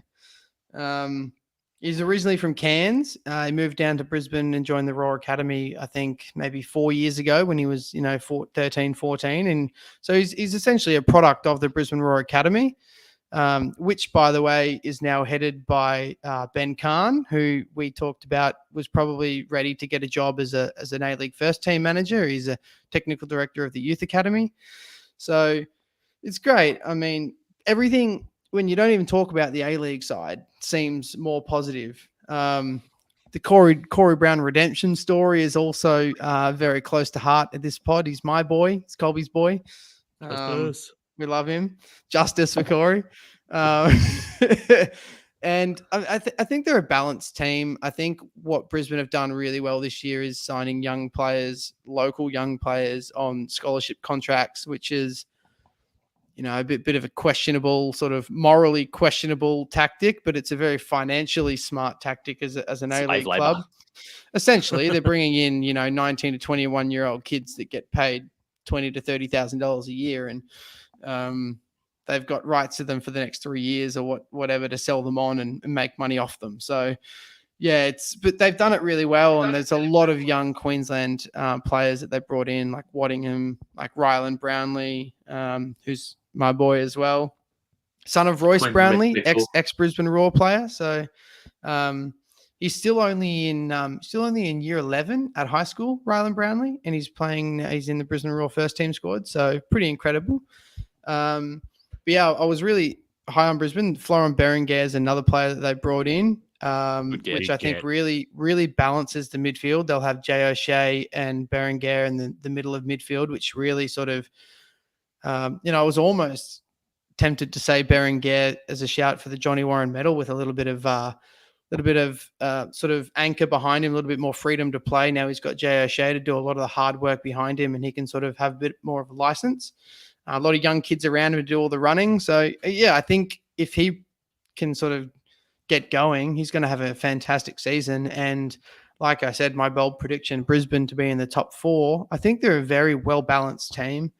Much like Adelaide, they're going to rely a lot on sort of the exuberance of youth and young players and the motivation of young players to prove themselves. And if those players can come in and do really well, which we've seen, like as you said before, Shannon, Ross Aloisi's got a real knack for sort of promoting younger kids into the team and getting the best out of them. So, I think Brisbane can have a really good season. And if we're going to go quickly talk about their kits, I didn't mention kits, the Brisbane Roar kits in the kit chat, but to be honest, I love all 3 kits that they released. The camo kit is brilliant. The pinstripe kit is actually my favorite, the away pinstripe kit. Nice. The third kit that's black, that's easy. It's straight black with white, like that's a solid kit. But it's different, right? And I think the best thing that they did was the kit release where they had the old man in the suit jacket and the baggy jeans, and the old woman with the frill skirt and the baggy away top. Like, I think everything they've done in releasing the kit. And they were able to hide it, Mikey. You didn't see a couple of versions of it before it was leaked. I think it's been really good. And I mean, long story short, it's a really exciting year to be a Brisbane Roar fan, and I'm sure you'd agree, Colby. Yeah. For me, Brisbane, I think, in a bit of a similar situation to the Knicks in that I think they're still going to sign 1, maybe 2 more players that will end up playing a lot of games for them. Yeah, well, Kaz Patafta has said since the very start, since he took over, that they have a visa spot reserved for a number 9, and they will use that no matter how long it takes. They're just looking for the right person. So when they find that person and they sign them, it's inevitable. They've got the money, they've got the space, they've got the position. They just need to find the right person now. So I think you're right, Tommie. Someone's going to come in probably within the next month or 2, and they'll play every game after they come in and hopefully be sort of what the team is built around. I don't expect Waddingham to get a lot of starts, but I think he'll get a lot of minutes off the back of whoever that number 9 is that they sign, off the back of that player getting subbed off. And I think that like a lot of their season, I think will hinge a lot on like the success of that number 9. It seems to be like a real important position and determines the success for a lot of teams. I just wanted to say, I'm glad you brought up Florent Berenguer. I think a lot of people have slept on him now. He was kind of not featured as heavily last season, but it was only the season before that at the Player Awards. He won the Players Player of the Year, the Fans Player of the Year, and the Player of the Year. Like, he's phenomenal. If he can start kicking at Brisbane, I don't think it is that outrageous to say he could be challenging for Johnny Warren, because there might not be as many people stealing votes off him. I reckon if he gets kicking, he'll get more votes just from being more visible. And so I think that's definitely a shout. Reports suggest that man's living on the canals in Redlands, so he's got nothing to complain about in life. Oui. Pissing up his paycheck at the boat club. RSL. Yeah. I don't understand what any of that means, but all right, moving on though. Colby's got the Mariners. Central Coast Mariners boys, frustrations from last season. There were none. They won the league. Themes, the Mariners magic is back. Obviously the revival started in recent years with Stajic leading that, and then Montgomery adding to it, and just absolute euphoria at Gosford. But the fans are going to be talking about that this year, but with a bit of a nervous chuckle about how they won the league, because I think we're all sensing it. There's probably going to be a drop off. Obviously, we'll get to the outs in a minute. Nick Montgomery going to Hibs, leading that, taking his assistant with him. In big ends, obviously, we've got to talk about the manager, Mark Jackson. Most recently of MK Dons, was sacked there after seeing them relegated, winning only 6 in 25. It looks like he's got the right sort of thing that the Mariners are going for in terms of his experience with youth, particularly in Leeds. The average age of the Mariners squad is one of the youngest, if not the youngest in the league. It's 22.7, the average age of their squad.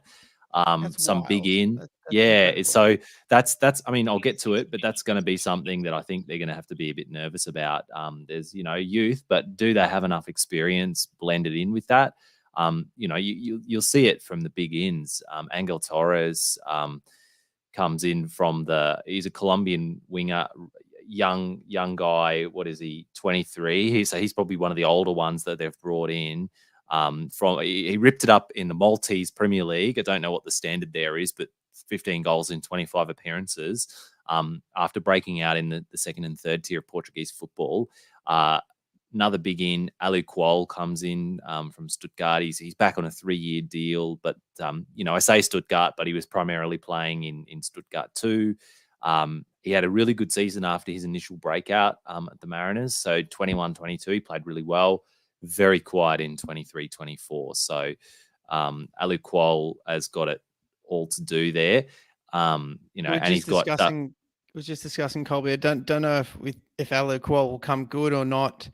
There's a few doubts around him, but I know at least one thing we will get from him is some good press conferences. Yeah, post-match presses. He's going to be like killing it, but goals, I'm not sure. And I think a lot of people are probably sensing this too. He's got Jason Cummings-sized shoes to fill. Isn't Alu and Garang Kuol's little brother in the Mariners under 21 team this year? He probably will end up scoring more goals. Or is he going back to Goulburn? I thought he went to Western Sydney, last I heard. Well, there you go. 10 Kuol. Yeah, he's apparently the best of the lot. Yeah, exactly. They say that about every Kuol coming through. Yeah, that's true. There's probably another 4 in the They just keep getting better and better. Line, yeah. So we'll have to see how Alu does. Jing Reese returns, another returning to the club. He's been on loan in Denmark. He'll bolster the front line, but that's really it to speak of in terms of ins for the club. The big ones anyway. But when we come to outs, I mentioned Montgomery's gone to Hibs, taking his assistant with him. Cummings off to India, Nectar Triantis to Sunderland. That's a huge loss in the centre of defence. One of their best for me. Silvera and Benny and Kololo and Moreshe all gone as well. So that's that takes their whole team, Colby. A lot of creativity out of there, a lot of that attacking talent. And James McGarry, who I think probably in reality is another one of Tommie's boys. He departs too. He was a low-key, very good signing when the Mariners brought him in. He had a very good season last year, so I think he'll be a big miss as well. Fans, having said all of this, I think fans should be excited about the young attacking talent. When there's young talent brought in, you've always got to be a little bit excited. That always comes with a bit of hope, but I think there's a big asterisks, on a lot of these guys, particularly the likes of Alu Kuol, that kind of thing. The Mariners magic, is it coming to an end? New manager, some big outs. They'll be nervous about that, Mariners fans, and that lack of experience up front. One to watch this season. I actually think Marco Tullio is one to watch. For me, blew hot and cold last year. Obviously, came home with a wet sail, found consistency at the end of the year. when it mattered. But, everyone around him is refreshed now. He's going to have to find that chemistry and consistency. And this time he's sort of that main man in the attack. So can he do that? That's going to be a big question mark. And yes, I think he's one to watch for that reason. Successful season is making and competing at finals. I think they'll just scrape through in 6th. And the kit, very similar to last year. I think, as with the whole club, they'll just be looking to bottle up as much of that magic as they can, and they've done so, especially with the home kit. It's big last year vibes. Have we got the Kmart shiny wet look? Oh yeah, the kit maker is Traxxas from 2004 or something. I've never heard of this kit manufacturer. I mean, they look decent enough, but they do look a bit Kmart shiny boy-ish. So the away is a blue and white, and the third is a white and blue. They're a bit like what you'd see at your local futsal league sort of kits. The home looks nice. Mate's a good sponsor, but pretty uninspiring other than that. Or 8 out of 10 Aussie slangs. Yeah. 4 mates out of 10. It's more mate instead of mate this year. Thanks, Colby. Next up is Shannon with MacArthur. The McBulls. I kind of alluded to it a little bit in my preseason predictions, but this season for MacArthur is one that it's kind of going to be a season where a lot of questions get answered, and a lot of questions should get answered, because last season we were all talking about the Bulls, particularly me, as we saw on Run the Tapes. They won the Australian Cup. They had this good bunch of players. Dwight York was looking like he might potentially be a decent manager. And there was a lot of hype about the Bulls, a lot of hype about, what they could do with these players. Could they even potentially start bringing some fans in? And then it all unraveled so quickly and so comically in one of the most peak A-League moments. And kind of their whole last season was just one of those ones like, okay, this has happened. They've brought in a new manager. De Vea's injured. Let's kind of give them this season as a pass. So now this upcoming season, they don't have the pass anymore, in my opinion. They have the pressure. They have this amazing squad. They still haven't really, in my opinion, justified their inclusion in the league. They haven't brought the fans. So this is a season where a lot of the questions and a lot of the concerns need to be answered. And what the fans can look forward to, not that there's many MacArthur fans, which I copped the hiding for saying that last season, is hopefully these players like Davila, Jermaine, etc., starting to play some good football. But I'm not convinced. I'm not convinced that Sturjowski is the man to get the best out of these players. I haven't seen anything that's going to lead me to that conclusion so far. I hope he proves me wrong, because I don't want MacArthur to fail. I don't want another team in the league to kind of just keep living on a half-empty fuel tank, like just struggling to get by, struggling with the fans, struggling with the identity, and just not feeling like they deserve a spot in the league. And I don't see why it isn't being successful, in my opinion. They have all the right things to make a successful team. Yeah, like Campbelltown's not a huge football area, but it's still, a big football area. They've got good players, they've got money behind them. I don't see why this team hasn't made such a success. And in my opinion, this successful year for MacArthur Bulls is not only making finals, but starting to justify their inclusion in the league, whether that's by results, whether that's by bringing fans, or whether that's something else. I don't know. The only thing they have done right pretty much this whole off season, aside from giving a bunch of plumbers from poor Asian countries a hiding, even though that plays like dog shit in the second half of that game, is their kits, to be honest. And their kits are probably I'd give them a 9 pub teams out of 10. I don't know what you're talking about as far as the fan base goes. Don't they have the most members in the country now? They signed that weird deal with the RSLs. Look, I saw something on and I could be wrong. I saw something on Twitter. It was a whole bunch of junior clubs, and these people had signed their kids up, like paid a registration fee to a junior club in the sort of MacArthur area, and got sent an email that were like, "Thanks for signing up to be a member of MacArthur Bulls." And all these parents were like, "What is going on?" And then they read the terms of the registration for their kids, and it was like, when you register for this club, you get a member. You are paying for a membership to MacArthur Bulls. So like they're just fluffing their membership numbers big time.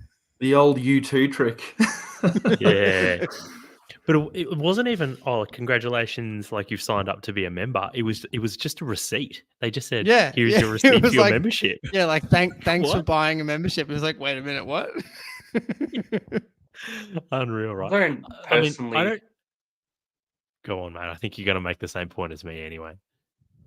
No, I don't think I am, but I don't personally have a team in the A-League, but I'm the kind of guy who roots for the underdog in pretty much any scenario. And MacArthur Bulls, not to sound too harsh, I just have been this sort of not only an underdog, but this kind of pathetic sort of existence at the moment. And it just, for whatever reason, makes me really want whoever is behind the scenes at the club, everyone in the club to kind of get together and make this team a success. So I kind of, they're not my team, but they're a team that is as close to my team as you can get because I want them to succeed for the good of the league. I really want this team to do well. You want them to do well because you want a healthy A-League, not necessarily because you Yeah. have any particular affinity for the club itself. I can't go through another Gold Coast United, North Queensland Fury, New Zealand Knights, and I don't think the league is in the position to kind of, it's bad enough that we have teams like Bring back the Newcastle Fury. Jets that have been on their knees, but I don't think we can really afford to have teams not succeed anymore. Here, mate. I agree. What's your prediction for where they're going to finish? I think they're going to finish 6th. They're going to just scrape into the finals, and they're going to get knocked out in the first or second round, but they're going to put a good showing for themselves. Will Stajovski still be the manager by that point? I can't see MacArthur having success and having Sturjowski as the manager. Yeah, To be I agree. honest, so if they're making the finals, it's not with him. Yeah, I agree. Sorry, I feel like Millet. their season's going to start horribly. They'll replace Stajovski and then they'll come good. Make a Agree. good run of it and make the finals at the end of the year. I feel like Stojovski is the one like wrong piece of the puzzle. Like you look at their squad and I go, I can see sort of like probably 13, 14. Like they've got a great starting 11 in a similar way they did last year, but like they had no depth last year. Whereas now you go, oh, there's at least a few more sort of familiar faces, and they've got like the right types of players, the right profiles in each of the positions. You think this should all work. I think Jermaine could be a great pickup for them as well. Really, really experienced French player. I think he was a French international from memory. No, played for the under 21. So. But played a lot for like some big teams, Monaco, Marseille, and Montpellier. So Good pedigree. Yeah, exactly. Like he's the kind of player that really that's who the A-League is looking to attract now. So, but do you want to elaborate at all on the MacArthur kits? The home kit is so good. It's not my favorite kit, but it's so good that I'm a Newcastle fan. I saw a photo of Lockie Rose sitting in the change room wearing the kit, and my brain stopped for a second, and I'm like, hang on, what's he doing in the Newcastle kit? That's kind of how good they are, how good the photos were, because they did them in the same way as Newcastle. But their away kit, I actually like more. I think as much as I like the black and white stripes, I think that's the better kit, to be honest. So I don't think they've had a bad kit. Even their goalkeeper kit's absolutely class, and their AFC Cup kit, as I already mentioned, I really like, despite probably being the only one in Australia that seems to. Speaking of their merch, do they still have any of those Dwight York signature T-shirts going? I kind of want one just for the joke, to be honest.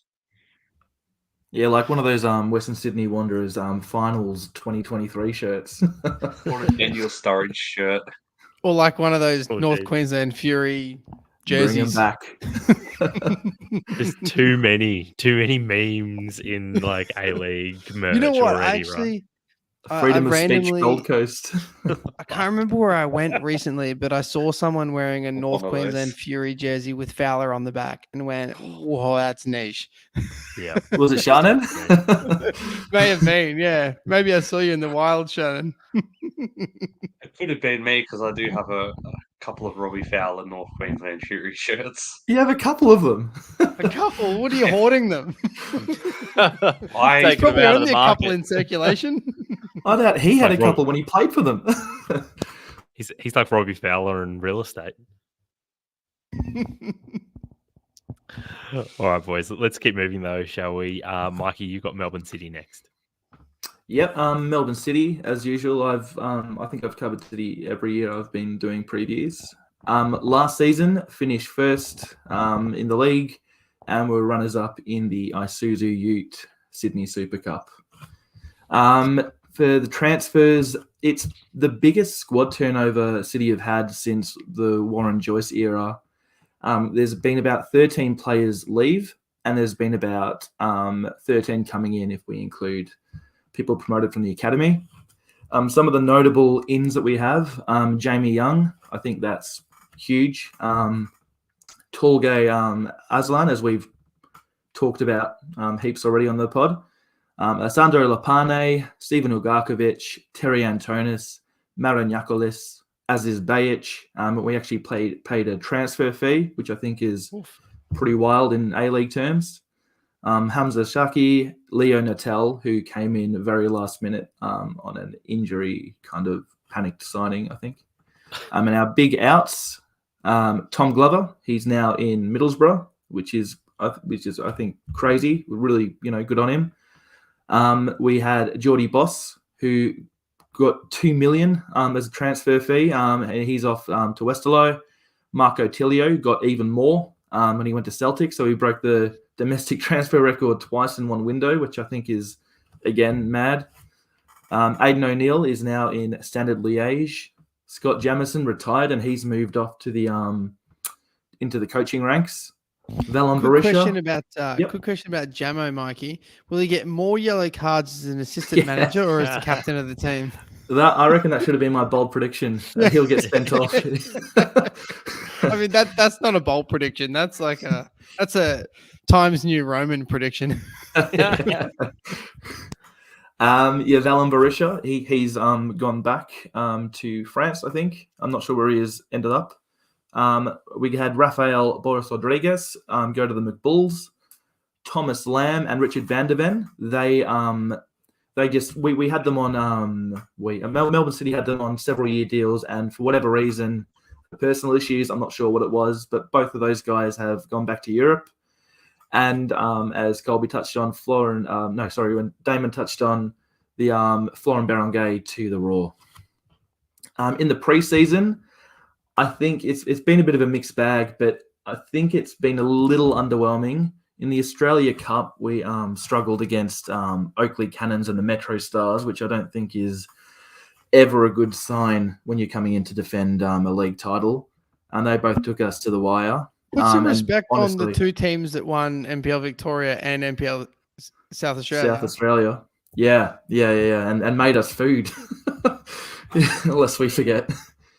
You remember all that drama? They cooked food, and we apparently were rude and decided to drive back to Melbourne. Yeah, that was pretty funny. Yeah, so we did realistically... Did anything come of that, or was it just Twitter beef?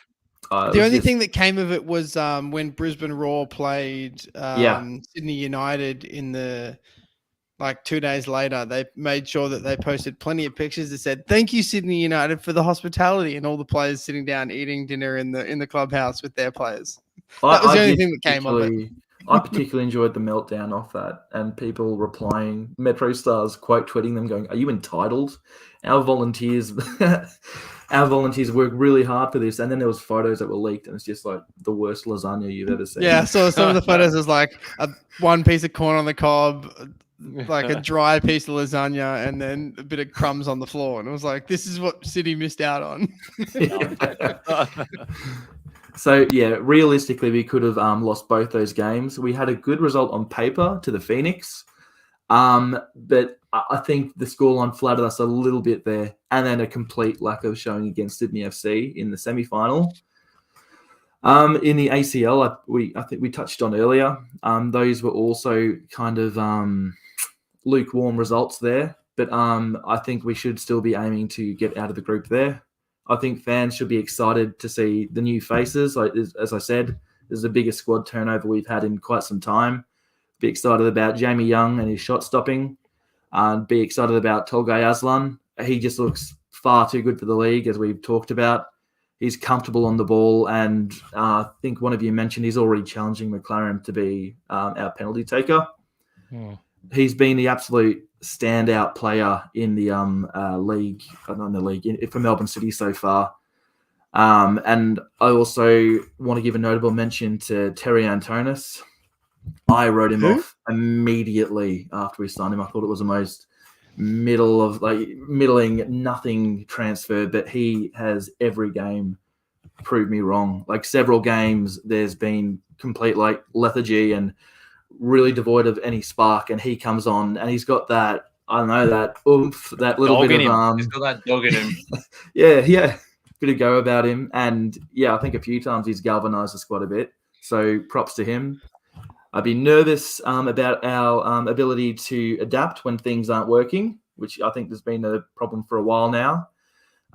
It'll be nervous about how long it'll take the new players to adapt and, start learning Jamie's runs and, everything like that. And whether or not Matthew Leckie will stay injury-free once he returns.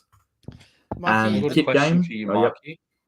Oh, yeah, okay. How do you think Jamie McLaren will go replacing Scott Jemison as a leader? Because obviously, Jemo kind of gets a bit of flack, and I think it's not deserved. I think as much of a banter player as he is, as much as he can, do this banter, do this sledging, he's a fantastic leader, and I think he's going to be a big miss for City. I was a little surprised McLaren was the one who was named. How do you think he'll go? I think he will rise to the challenge there. But again, I kind of agree with you in the way I was surprised when he was appointed. It felt like when Fornaroli got the armband, he wasn't that he like it's replacing Kiss Norbo with Fornaroli I think it's the same kind of comparison there. It just smacks of like it's a please stay armband. Like it's a deal sweetener armband where you give it to your best player so they won't leave. I do think the extra responsibility. I fully expect him to rise to it. So yeah. The only other thing I think I needed to touch on was still at the club, right? He's still going to play a very similar role, whether he's playing or not. His sort of presence within the playing group is going to be quite similar. So he's not going to wear the armband on game day, but he's going to have. Well, he's still there on pretty training. Much that same influence all day, every day, in and around the club. So he's not the captain on paper, but he still is sort of the leader of that player group, right? I'm sure if there's any problems or he needs some guidance, like I say, Jamo's still there at the training base. He'll still be there on the plane. He'll still be there at the sideline. And we already saw that transition begin last season. Jamie wore the armband a couple times, but I don't think we can understate how much of a leader Scott Jamison was for the club. I think I said to Tommie, Mikey, when both Antonis and Ugarkovic were signed by City, it was I felt it was almost sort of like one of those moments at Melbourne City where it was like, well, are they just becoming one with everyone else who's sort of chasing them, sort of signing these journeyman A-League players. Mm. You could argue that, both are proven in the A-League, but you could also make the argument that Melbourne City are now taking a step down to sign proven A-League journeymen rather than better class players in those positions. Do you think, does that worry you that Melbourne City are sort of taking a step back to in line with everyone who's chasing them, or? I don't know. I think a lot of people thought the same thing a few years ago when Andy Naboot was signed. But I think it's just the facilities that City have got, the conditioning. I mean, I think Shannon was saying earlier, I think Terry could, like, with the backing, with the conditioning, with all that, I think he could really open a lot of people's eyes to his game again. Because, I think if you're in the right environment and you're willing to play for the badge, which I think he's done so far, the sky's kind of the limit. Yeah, fair enough. I am at risk of running way over on this City preview. I think we talked about the kits already. A-League kits are rubbish. The sash could have been good if it was one color, but again, they've gone 3 tones of red and orange. I don't know. Trying too hard. ACL kit's great. That's Melbourne City.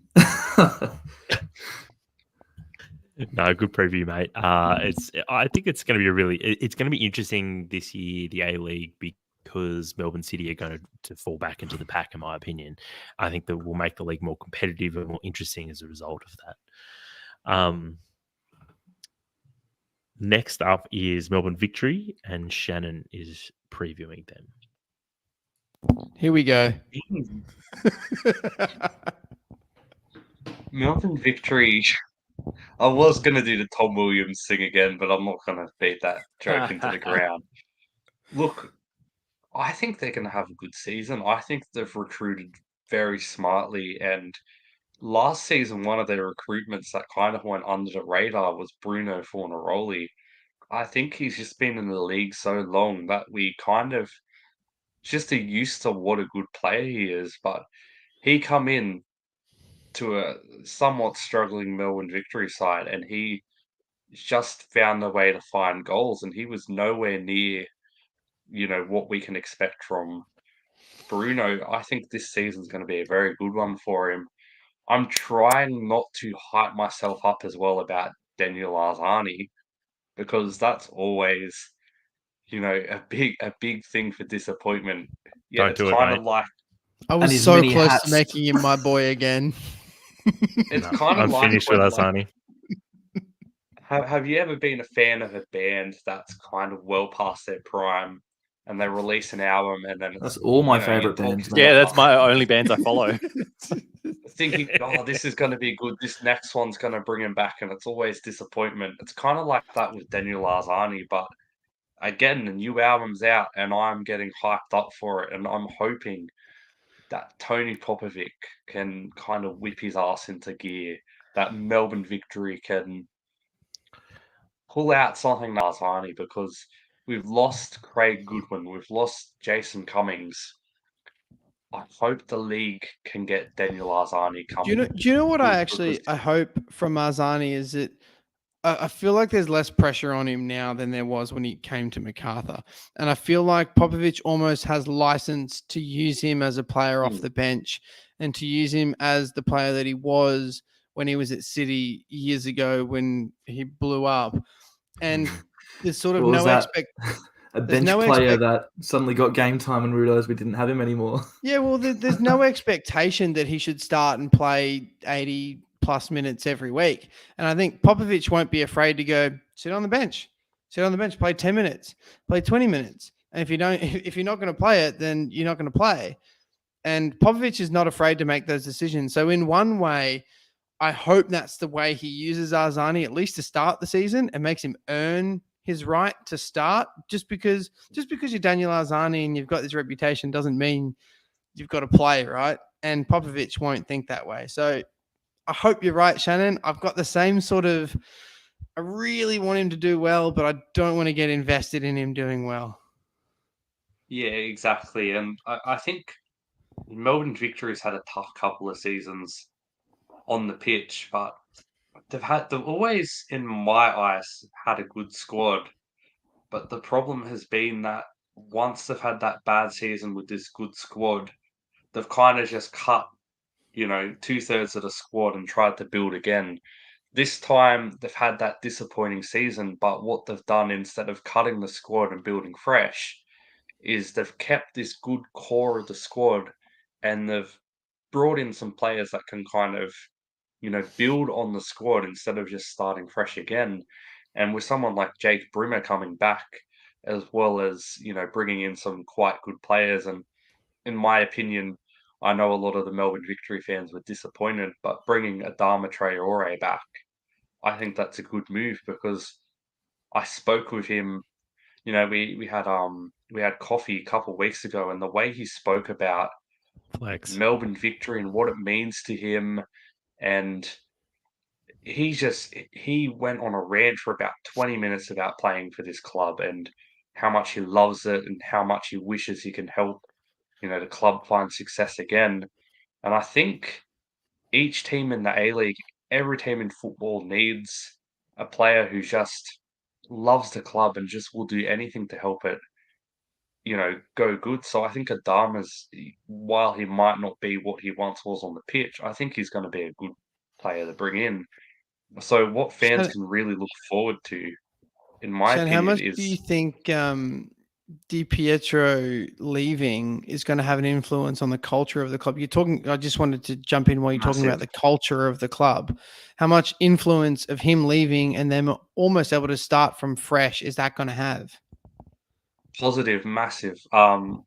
It's kind of like a clean slate without it's as close to getting a clean slate as you can, and they've brought in sort of the right people, as I mentioned, the Dama, Daniel Arzani. A lot of people seem to have this thing about him thinking he's an arrogant guy. He's actually a really chilled out, funny dude. Bruno Fornaroli, absolute character.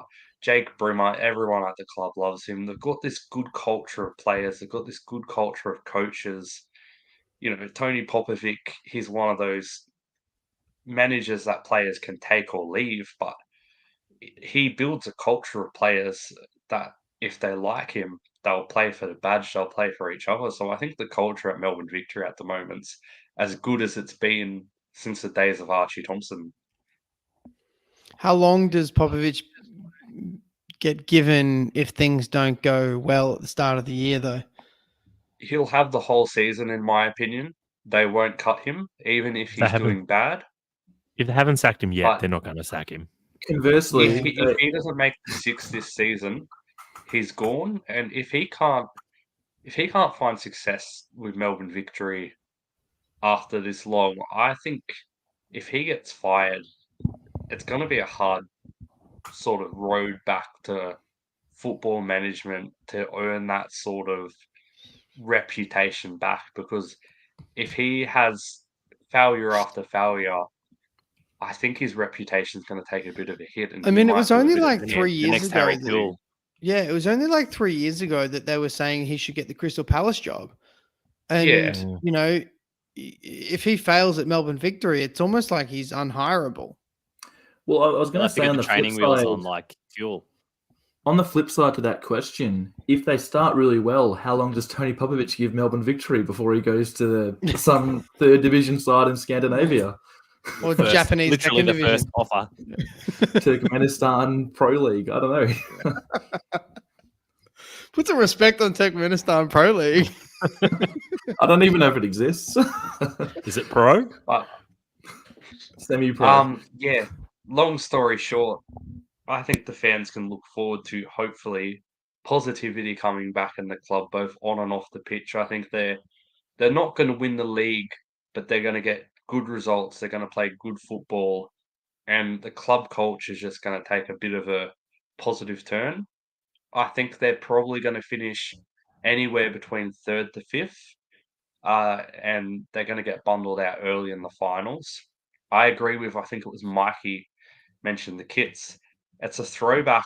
It's almost an exact replica of the 2013 kit, which is no coincidence in my opinion, because it's almost like they're trying to go back to those times at the club, off the pitch and on the pitch. So yeah, I think the kits are a solid 7 or 8 out of 10, and kind of see the beautiful sort of, what they're doing there in terms of trying to go back to the glory days. So overall, it's a positive season for Melbourne Victory, in my opinion, and it's probably going to be the starting block of them winning a grand final again in a year or two's time. Interesting. I think like the is this this expression has been debated before, but I think the league does need a strong Melbourne Victory and a strong Sydney. When those teams do well, the league has more eyeballs on it. So I think as much as don't take that out of context and apply that to things that have happened in the past 12 months. But I think like it's the league needs, I guess, a coherent Melbourne Victory, at least, maybe is a better way of putting it. From my perspective, I think Economides and Brimmer's return from injury are really important for them this year. I actually think Teague and Valupale are going to have really good seasons for them though as well. I won't have a late shout for Teague as my boy, because I don't It's think a I could big have a Melbourne season Victory for player as my team. Economides. He's Yeah, got a lot of pressure on him, in my He's opinion, because he underperformed for a come with while. this big price tag, and he he's their didn't really marquee live player. up It's to ridiculous. expectations at all. He's He's on a $1 million or remarkable something. player when he can play. He's on outstanding wages, and he just hasn't lived up to the hype. So whether or not he can go back to, the form that led him to get these sort of wages, hopefully he can for his sake, because he's got a lot of pressure on him. Yeah. All right. Good preview, Shannon. Next up is Colby with the Jets. Righto, boys. The Jets, Newey, feels like another year, another Newcastle United, the Jets review from me. Another disappointing season last year for them. They had a really big fade, particularly in attack. Mikkeltadze, Piscopo, both underwhelmed, as did Arthur Papas, quite frankly, despite, a lot of early promise and a lot of expectation that everyone had around him as sort of, coming from that Ange, being one of the, disciples of Ange. Really, really didn't live up to it at the Jets. The Jets fans are going to be talking about, so, what are we going to do about it?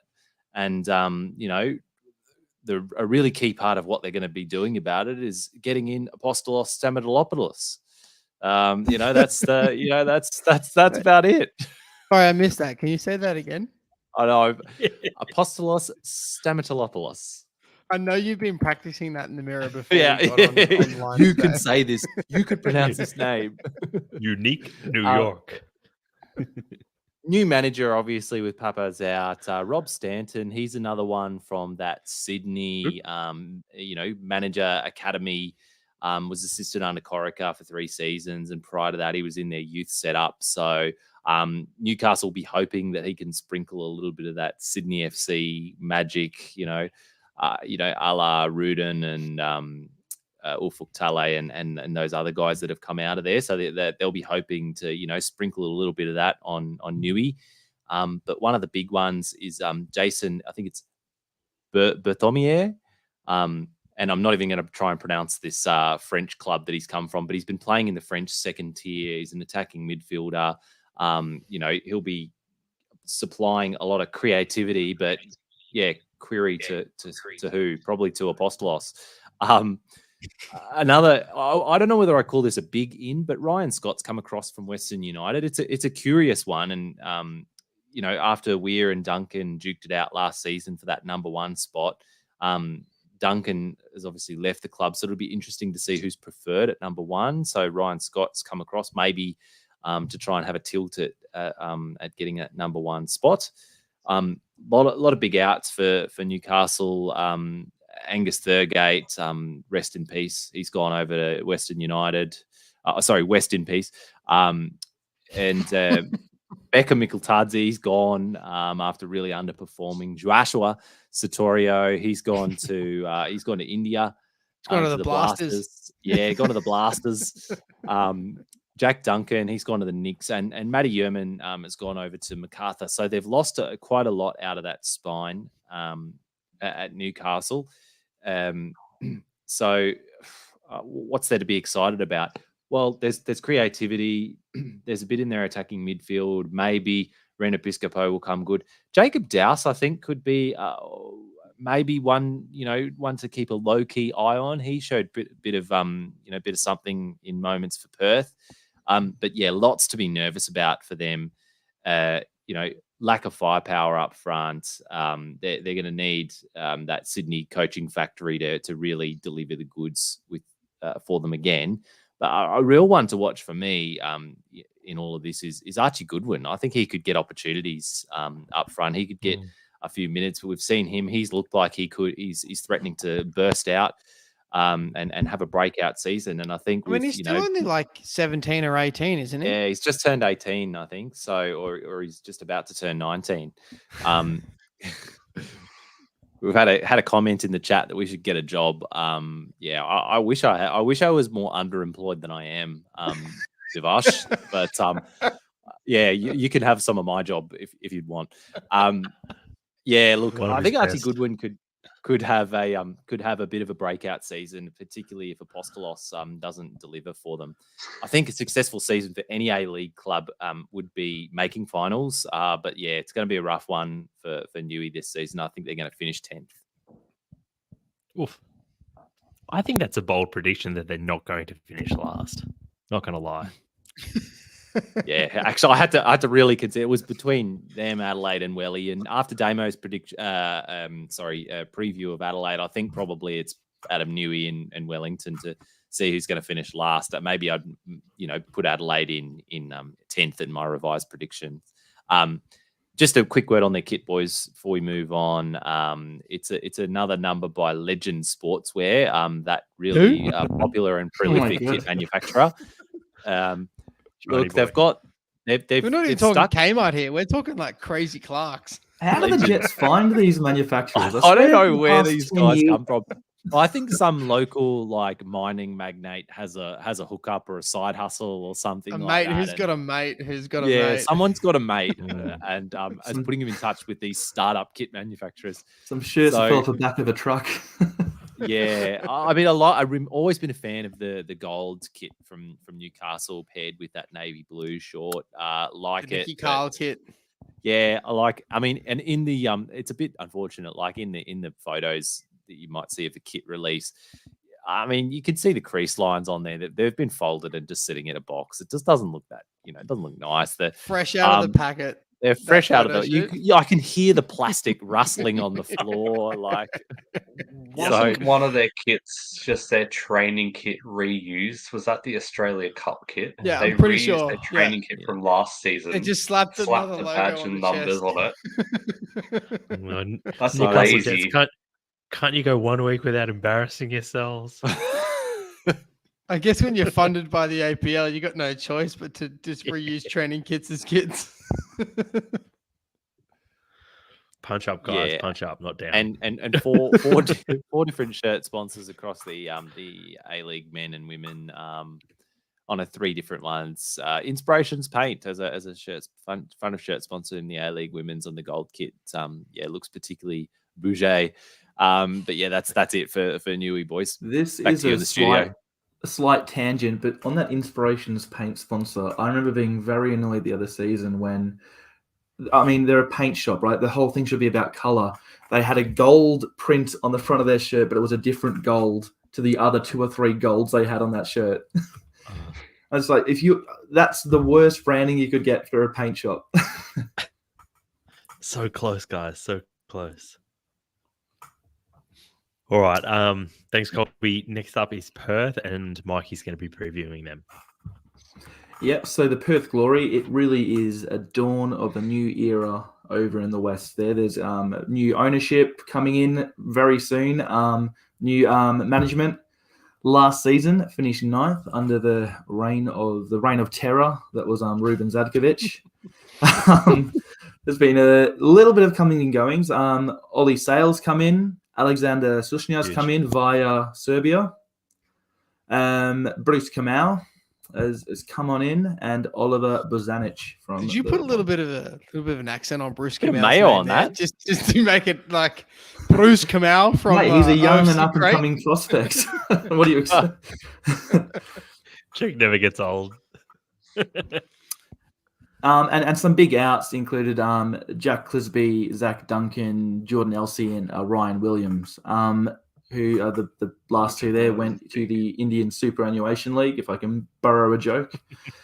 The pre-season's been pretty interesting in the post-Zadkovic era, with all-round decent bloke Kenny Lau back in the hot seat for a little while there.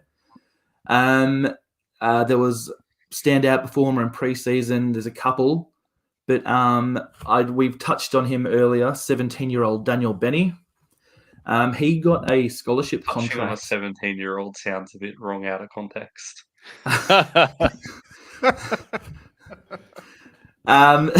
Moving on, he got Mikey's tapes. a scholarship deal, and immediately went and calmly and coolly slaughtered a goal against West Ham United at Optus Stadium. Let's not pretend that a scholarship deal isn't slave labor. Like, we'll let's pretend not that. touch on that. And that was a great moment for him. And Perth Glory scored 2 and then conceded 6. But that was, I suppose, to be expected. Since then, he scored a brace for the Glory over Floreat Athena. And if he can replicate scenes like that, I think the hype train will absolutely fire up on him.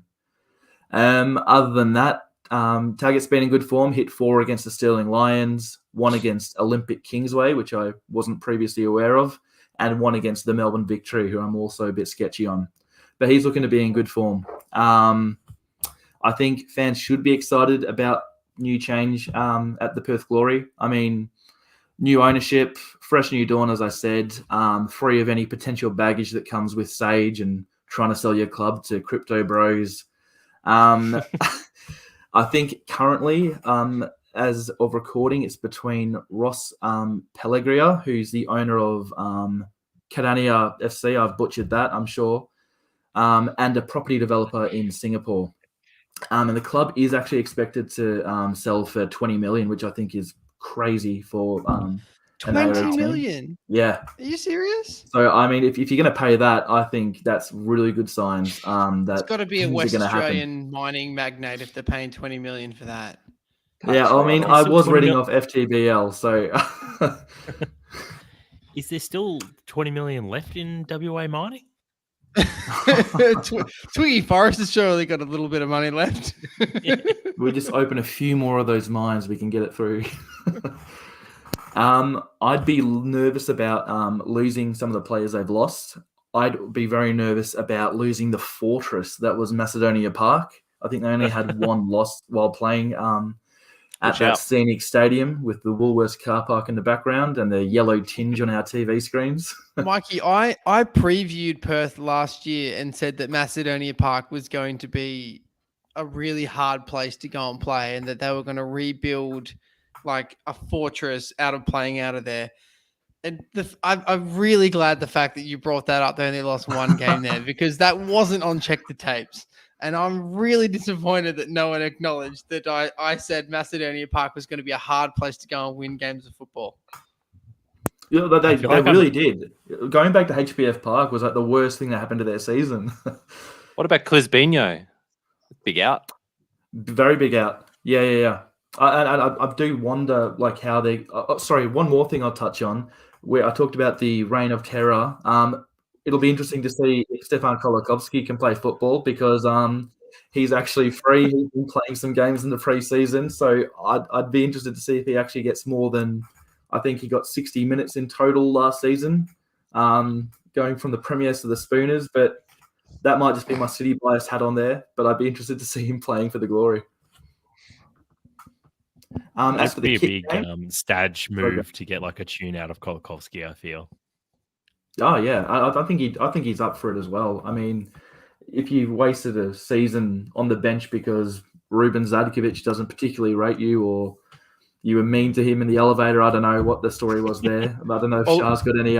Didn't he score four goals against Perth Red Star in the NPL? So that super club. If, Yeah, if maybe. Kolakowski wants to have a chat with someone about wasting seasons, he's got Bruce Kamau right there. As far as the kit game goes, I think they're pretty cool, but they were clearly designed with the sponsor in mind, and the men's team have no sponsor, so it feels a little empty there.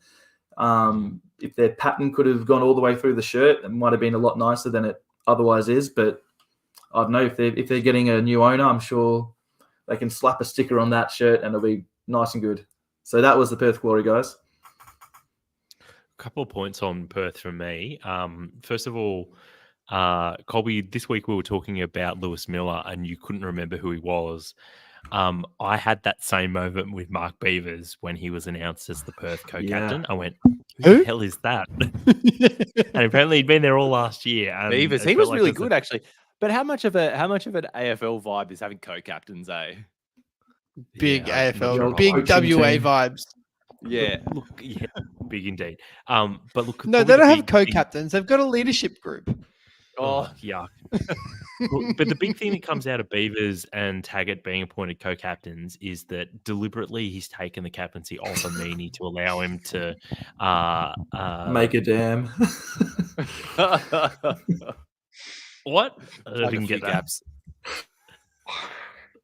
So there's a few Beaver jokes going off. Oh, sorry. I was like, what do you mean? What's Mustafa Amini got to do with dams? All right, I'm with you now.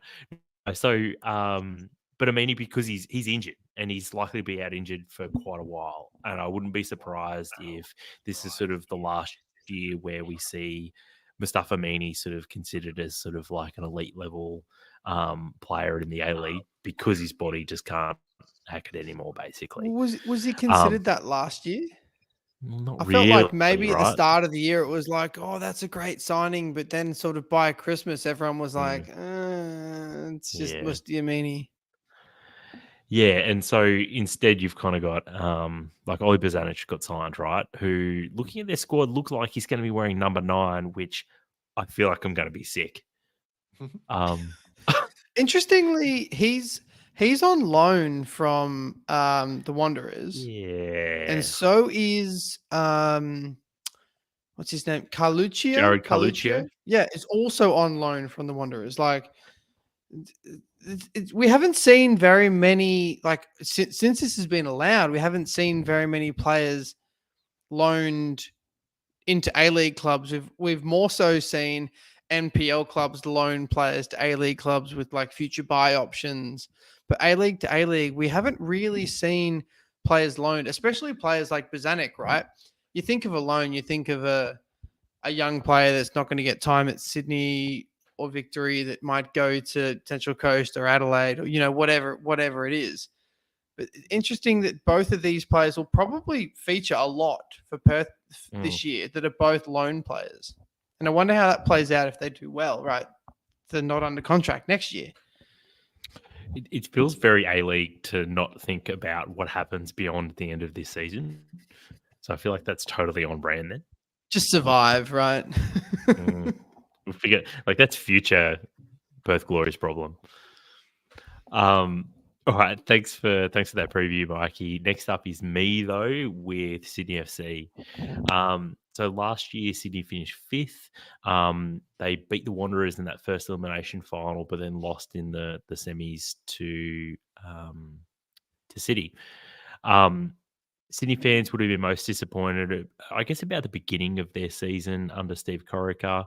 There was plenty of patient football, but they often lacked penetration despite the strike power of Mac, Lolly and Lafondra.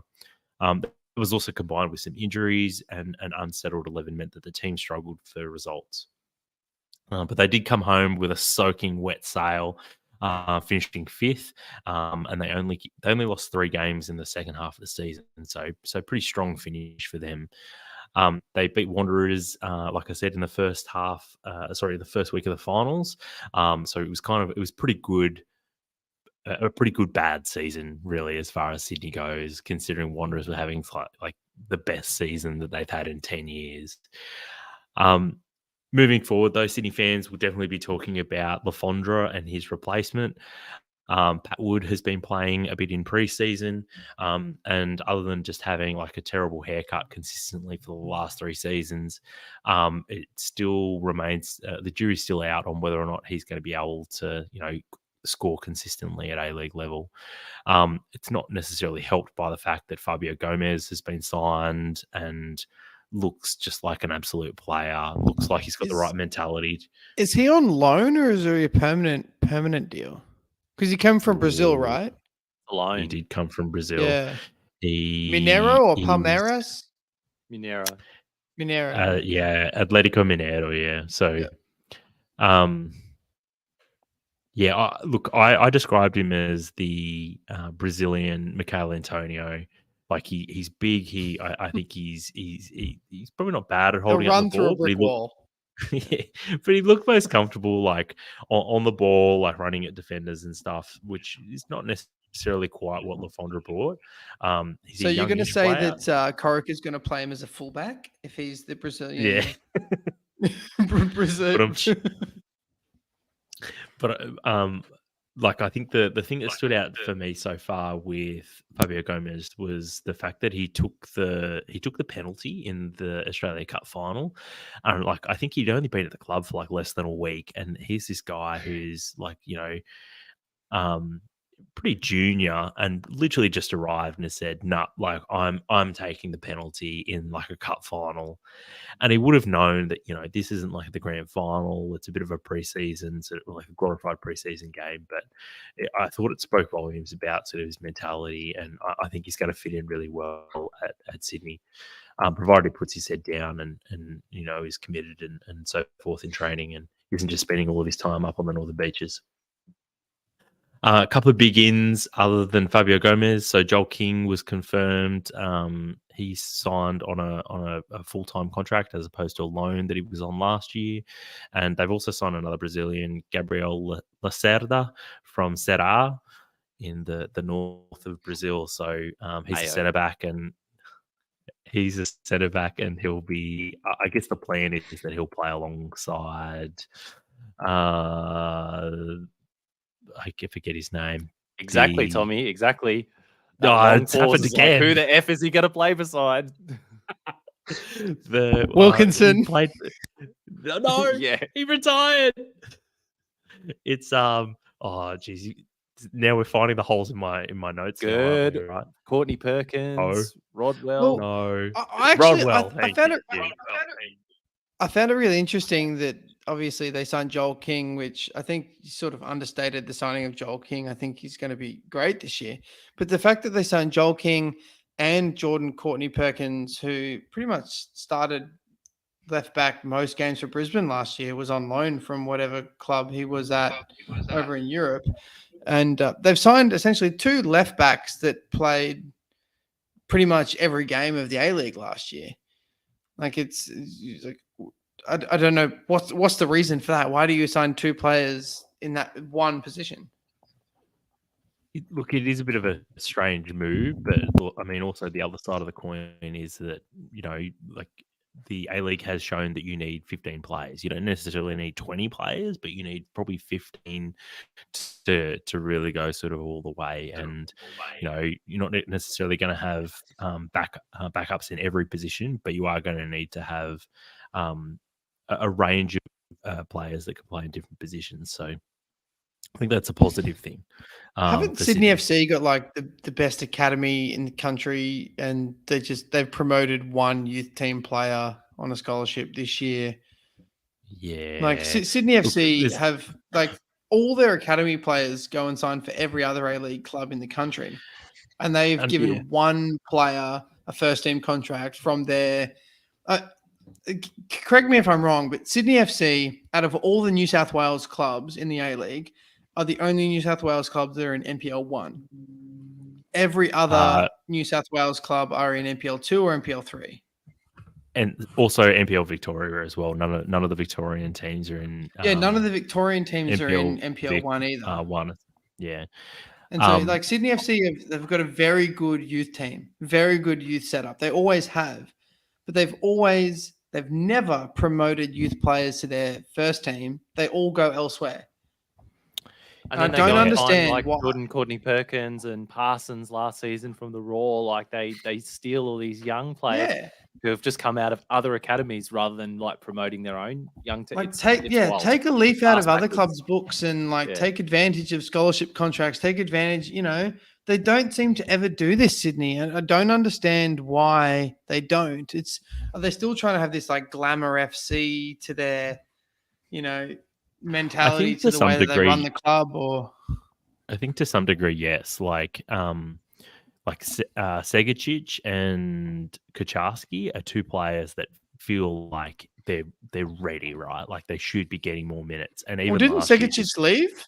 Yeah, he's gone. He had to go to Holland on loan because he wasn't going to get any game time, and fair enough if Sydney's going to bring in players like Joe Lolly and Robert Mack, you're not going to be able to guarantee Segacic consistent minutes. But the fact that But what I like, don't understand is had you all these- re-sign Patrick Wood, who has been rubbish for the last like 3 years, but you don't promote the guy in the MPL 1 who scored 20 goals this season. generally speaking, And I you agree keep with you, playing but Patrick Wood in front of him. Wood I is think they're genuinely too a scared to 9. take that risk because Yeah. Sydney FC expects to finish top. They expect results. They expect good players, and they're too scared, in my opinion, to take the risk of throwing a young player in the deep end. Whereas a club like the Mariners, their whole identity is sort of built on that. And clubs like Brisbane Roar, you don't have a choice sometimes other than Well, give it's a this young mentality guy a thing go. is they still see themselves as like glamour FC, right? They still see themselves as like we are the place I to think be. the risk is even- not even- playing these players because that's not fit. As I said in the City preview, the domestic transfer record is for Marco Tilio. Now, like I'm sure Sydney FC wouldn't have mind getting 2-point-something million for Marco Tilio. I'm sure they got something in the cut, but like that's where you can make a lot of money is from actually backing your youth players. I think it speaks volumes that, like, even the likes of Talbot and Tilio got lots of minutes in a very good City team last year, and yet Sydney couldn't find a way to kind of shoehorn them into their team, right? So I think Sydney are either going to, like, they're kind of learning this lesson the hard way, that they have players that are capable, but they're just not using them and they're letting them go elsewhere because they don't have a pathway into the first team. But like, I think the league is changing, and maybe in the next sort of 2 to 3 years, we'll start to see Sydney take a different approach to their academy. But it seems like they're not quite at that point yet. Because It also puts if you look at undue Sydney's pressure. outs, Yeah. if you look at Sydney's outs, right? Like you've mentioned a couple of names there already of players that are left. Tom Hewitt-Bell, he's left. He's gone to the Woo. Like 12 months ago, we were talking about whether or not he would get a chance or whether or not they would stick with Redmayne. They stuck with Redmayne, and Hewitt-Bell went, well, fine, I'm going elsewhere then. And you can't exactly blame him because I think he's ready for A-League level. And I mean, he's been ready for like 3 or 4 years. How long is how old is Redders now? Like it's not a really long-term planning race from Sydney FC. 33. Yeah. Okay, well I guess a goalkeeper can play till they're 103, I suppose. He is 34, so like he's not old, but it's probably time that they start considering about when they're going to transition away from him, right? But yeah, so Hewitt-Bell's left. Alec Wilkinson has retired. Adam Lafondra got to the end of his contract and was released. Paolo Retre has left and gone to India to FC Goa. James Donachie left on a mutual. Alex Parsons left on a mutual, gone back to the Raw. Diego Carbello, he's gone to Denmark. And as we said before, Adrian Segacic has gone on loan to the Netherlands just so he can get some game time, which is is really sad given like where the A-League is at. Segacic, like it's the league is set up for a talented player like him to get plenty of minutes and shine really. So to borrow the A-League marketing tag at the moment. But fans will be excited, I think, about Fabio Gomez and him, I guess, stepping into that Adam Lafondra-sized 10-goal gap from last season. I think he's capable of filling that breach that Lafondra has left. But Lafondra provided more than just goals. Like he was obviously he was an older player, so he had that experience, and he was never really rattled if Sydney went behind. You always sensed that Lafondra was a chance to score. So I do feel like fans will be nervous about not explicitly this, but I guess the leadership situation. Bratton is the captain, which I don't love, to be honest. I actually think Caceres might have been a better pick for captain, but obviously I don't necessarily know what it's like in the dressing room. I rate Caceres is I rate Luke Bratton. Always have, always will. Played against him for many years. Played with him for a few years. He commands a field, and I can only imagine that he would command a dressing room. Now he's been around Sydney for a few years. It was what was it? It was between the captaincy. I think it was between Caceres, Bratton, and Redmayne, and it really was just a game of which Melbourne City player do you want to lead Sydney FC into the future. basically very good. That's good from you, Mikey. One to watch, obviously, is Fabio Gomez, but I do think Jaden Kasharski will get more of a run this season. Mentioned Mike's already. son? Mike Kozowski? Mike was close. Successful season for Sydney is finishing top 2, but I think they're going to go all the way. I think they'll be premiers this year. Now, in terms of the kits, Under Armour have probably been up there as far as I'm concerned with the various Newcastle kit manufacturers over the last couple of years. I think Under Armour have been pretty ordinary as far as A-League kits go. This is an improvement upon last year's. It looks very similar to the Melbourne City ACL kit, actually, with the trim is nice.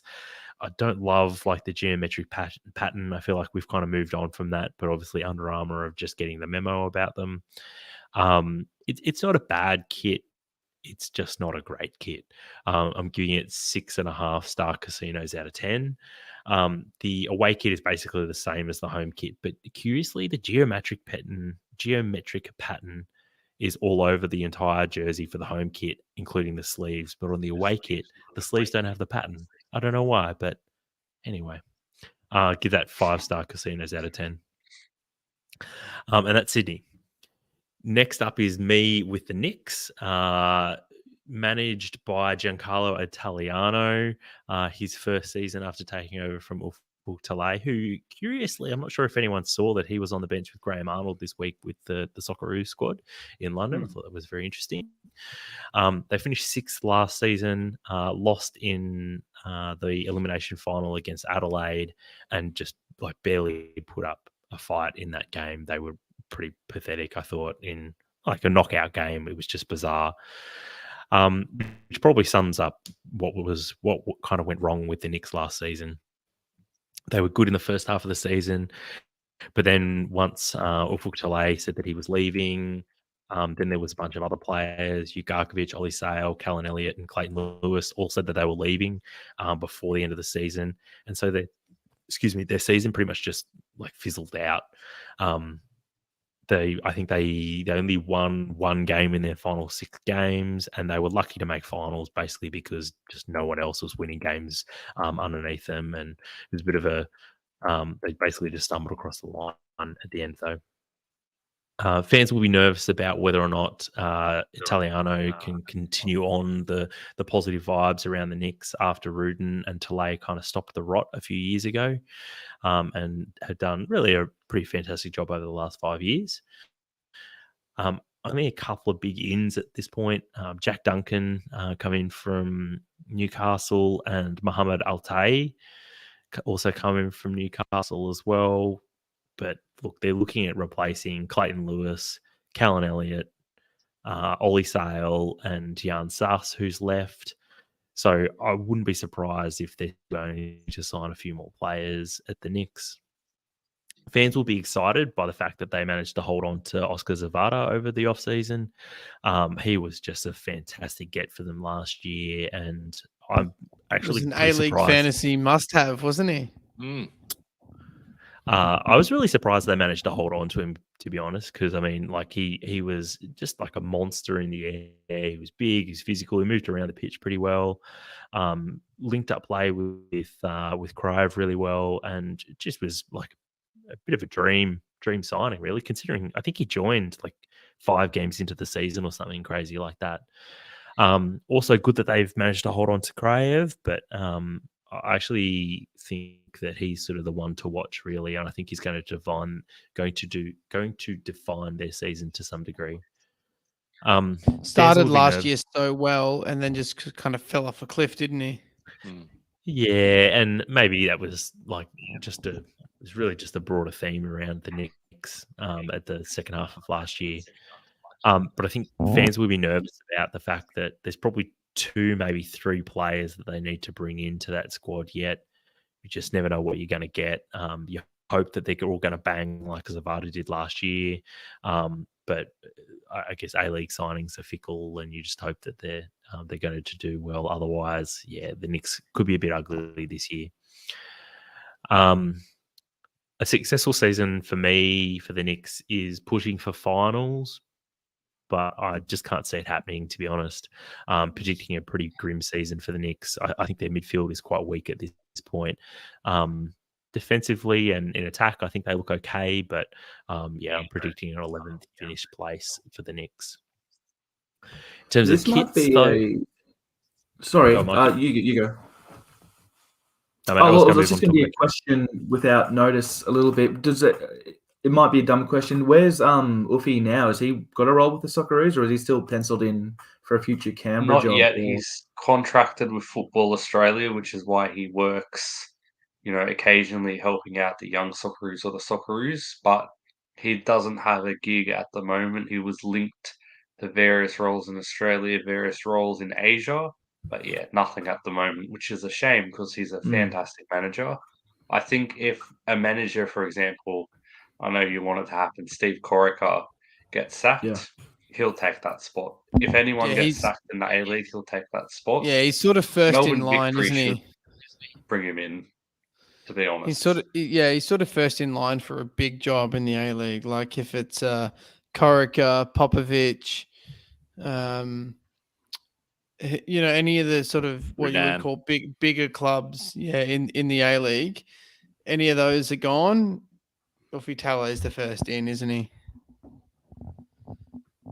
That's a good shout. In terms of the Knicks kits, though, I think the home kit's really nice. Yellow kit with black stripes. The black stripes are made up of like a Maori pattern, so like that's good. Probably my only issue is that it looks more like a yellow kit with like a yellow pattern rather than yellow and black stripes. If I had to really nitpick. The away kit is also it's like a solid black kit, but with like the Maori design in the background. So look, really big fan of both kits. Think they look really good. Give them 8.5 Indigenous tributes out of 10. And that's general kit chat. General kit chat. And it's been a trend with not just A-League clubs, but football clubs all across Europe and all around the world in the last sort of 12 months. Everyone's putting real detail into their socks, and they haven't for a long time. Like if you look at the Knicks socks, they've got a phoenix on the socks. Sydney FC have got some design on the socks. And then look at if you go and have a look at every Premier League club's socks this year, they've got these weird, intricate designs woven into their socks. Look, don't know why. But socks detail has really never been a thing outside of putting like a couple of letters, like AFC for Arsenal or BRFC for Brisbane Roar. Now everyone's putting images on socks. There you go. Just would you say that a good design helps make a kit more successful, or do you disagree? Oh, Shannon, why do you have to do this to me so late? Oh, that was Put good. a sock That was in very it. good.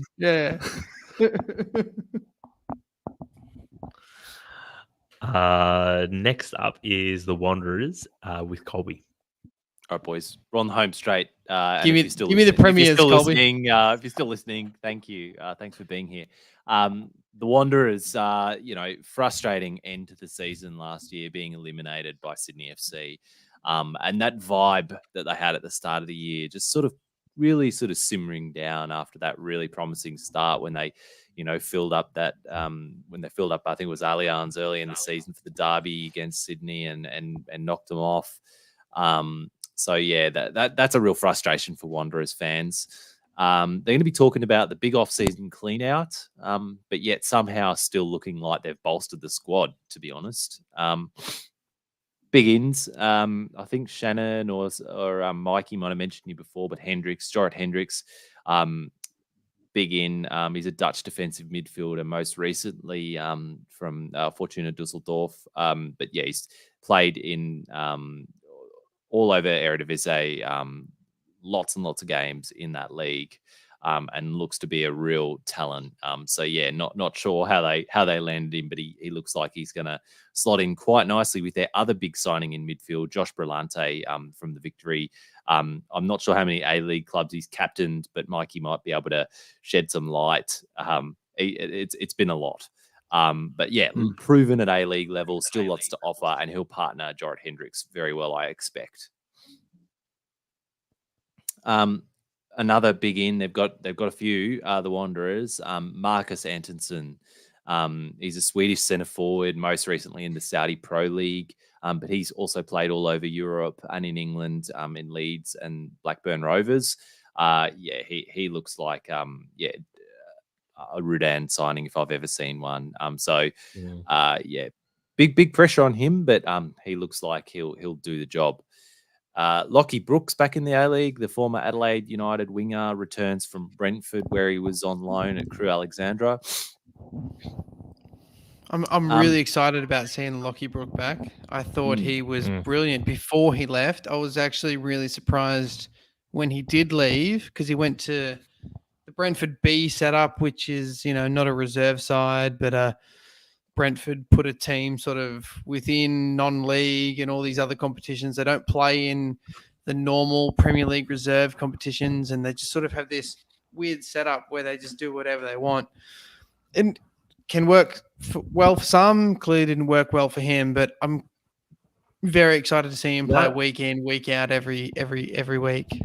That must be confusing for the team nicknamed the Bees to have a B team.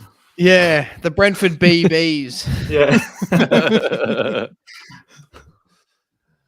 And another right winger who they've brought in is Dylan Parias from Western United. Brilliant signing. Excellent, low key, excellent signing. So versatile, isn't he? I would say, yeah. More on him in a moment. They've brought in Clisbino, Jack Clisby from the Glory as well as a player called Donny Grudic. He's come in from Croatia, and they've brought in Ruan Tongic, who was playing in the Iranian league. So bit of defensive cover there as well. We'll get to outs, big outs. Cal Neuenhoff, huge. Biggest out of the whole league, in my opinion. Yeah. Before you get to outs, Colby, can I say almost like a new signing, Tate Russell? Oh, yes, because he'd been off for a while injured, hadn't he? Yeah. ACL injury, didn't play all of last year. I think it came up. I was talking to Tommie about it, maybe a week or two ago. I really rate Tate Russell. I think he's a brilliant player. I think he's got so much energy up and down the wing as a fullback. I think he's in for a huge season, and I think the Wanderers and the Wanderers fans are all very hyped on how well he can play this year. He's going to have a full preseason under his belt. They didn't rush him back. They just sort of given him his time. He's only 23 years old. I mean, he broke into the team when he was very, very young. Yeah, they don't want to rush him. He's a physical monster, dude. He's very good at just bullying people off the ball, and I think that's a really underrated part of his game because you don't see many fullbacks who can just bully the biggest bloke on the field off the ball as easily. I'm very big on Tate Russell, and he's almost like a new signing. So yeah, it's looking like they're going to have a lot of depth on that right hand side, so that'll be a problem for Redan because obviously you've got Gabby Clure there, and Brandon Borello on the right wing, and then you've got Dylan Parias and Lockie Brook who also play in that position. So good problem to have, I guess, but it seems like that they've got a lot of depth in some areas and probably not a lot of depth in others. More outs. Tommy Michela, huge out in the heart of defence. had a great season partnering Marcelo last year. Oli Bozanic, on loan at the Glory by the looks of it. Like we said, that's a big out in midfield, considering they also lost Schneiderling and Romain Amalfitano. The names continue. Kusini Yengi's gone, Yeni Ngbokoto, and Adama Traore, all big outs. And there are others there that I'm not going to have time to run through the whole list. But huge turnover at the Wanderers. Having said that, I would say something that fans should be excited about is replacing those big losses with equivalent quality. But the big caveat there, as always with the A-League, is on paper quality. Some of these players who haven't been in the league before, like your Antonsons in really key positions, as well as Jorrit Hendricks, really, let's see how they're going to go. If they bang, the Wanderers will be going great guns, but if they don't, they'll be in a world of trouble. Nervous about those signings firing, and there's no, good backup there in Yengi this time if the centre forward happens not to fire. And one thing I think really bears sort of pointing out is this is Rudan's third season, and we know what happens with Mark Rudan at clubs for 2 to 3 seasons. He starts to flame out and he starts to burn out these players. So like that's one to watch. Jose's about him. Yeah. So and finally, who's going to partner Marcelo in that center of defense? Is Rudan going to turn Ruan Tongic into a player, or are we going to see this new Grudic who's come in partner him? So anyone else? Let's not forget that. I mean, Ruan Tongic, before all of his off-field issues and drama, was a player that was very much hyped as being the center of the Olympics team, and then on the fringe of the Socceroos team. But he's had a lot of troubles since then, and people have sort of marred his on-field performances with his off-field life. He's still a very good footballer. Let's not forget that.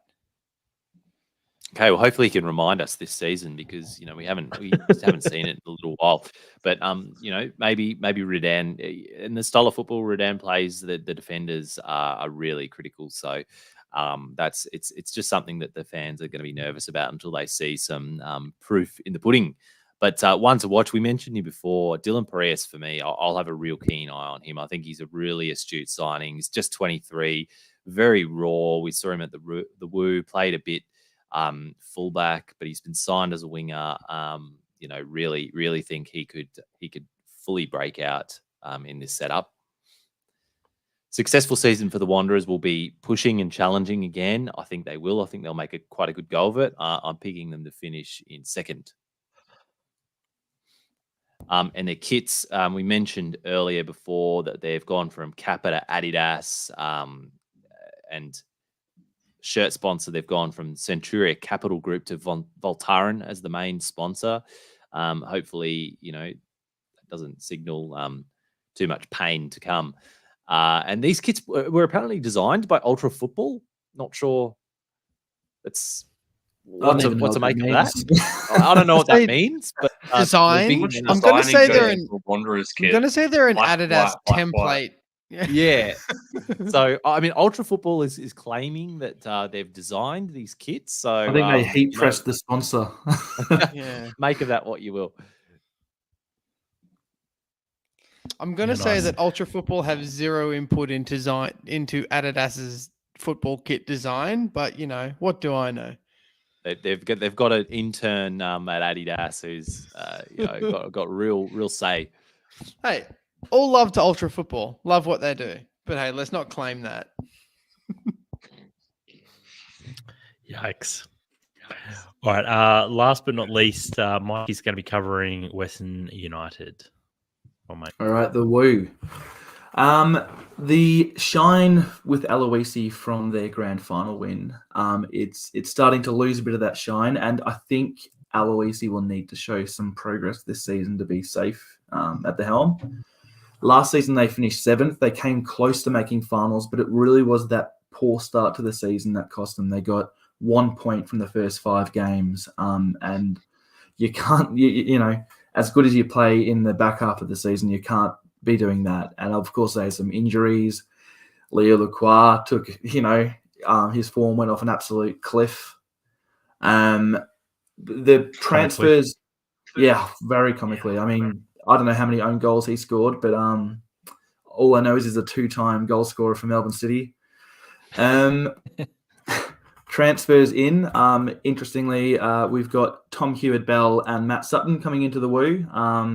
2 backup goalkeepers at different clubs who are looking to, I guess, progress their career in some way. I think Hewitt-Bell's clearly going to be the number 1 there.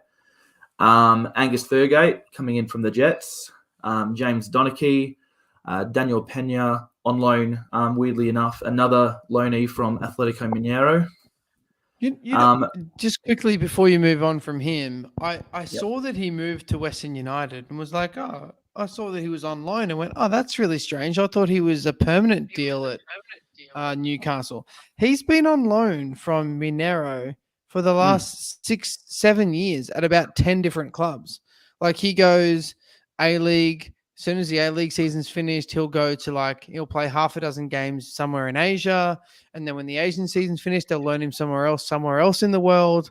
Like I think it was like since 2017, he's played for, 12 different clubs. All he's just like that mate who will Mineiro. He'll be a ring-in for Scott any futsal Jemison. team. He just can't get enough football. And just look, sign me up. Here's my number. I want to just come and play as many games as I can. But you know what? Strangely enough, he played more games for Newcastle than any club that he's ever been on loan at. So, clearly he really enjoyed his time in the A-League and he wanted to come back to Australia after moving. Where did he go after Newcastle? He went to, was it Korea? Korea. K-League. Korea. Yeah. Bad Korea And, move. clearly didn't, clearly a bad career move. Yeah, nice one, Tommie.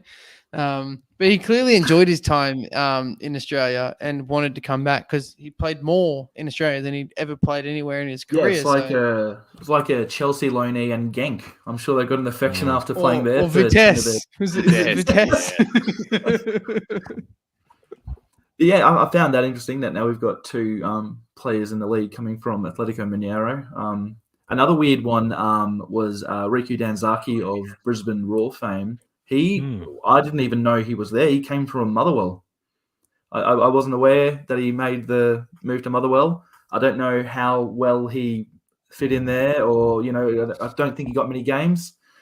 And the big signing for the Woo is Nikita Rukavica, who last played for Maccabi Haifa.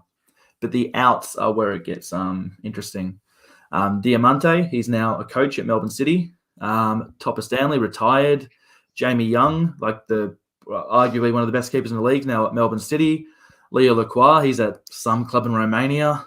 James Teresi, he went to vote no. Connor Payne, he's in Saudi Arabia.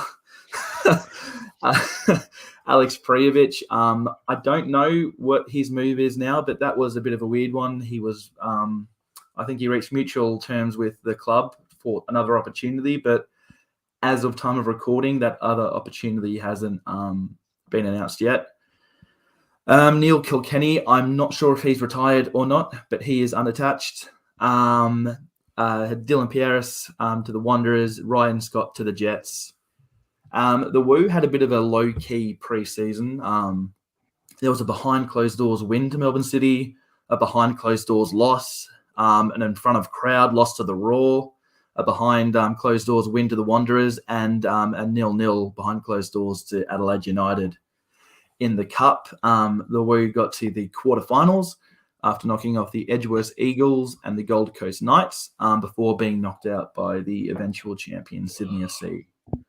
I think fans should be ecstatic to be finally playing some football in Western Melbourne. I'm led to believe that the Tarneet Regional Football Centre is going to be ready to host some A-League men's games this season. And I think that's why they got a lot of away games to begin with to get that all ready. But I think that's if that does come through, that's good for everyone. That I don't know that they're not just sharing Amy Park again or trying to do a weird deal with South Melbourne to play Jeez.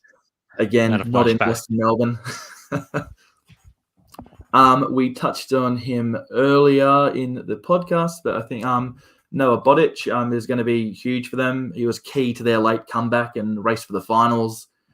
I think fans should also be excited about Nikita Rukavica and what he can bring to their attack. But I think fans should be nervous about Nikita Rukavica and him being 36.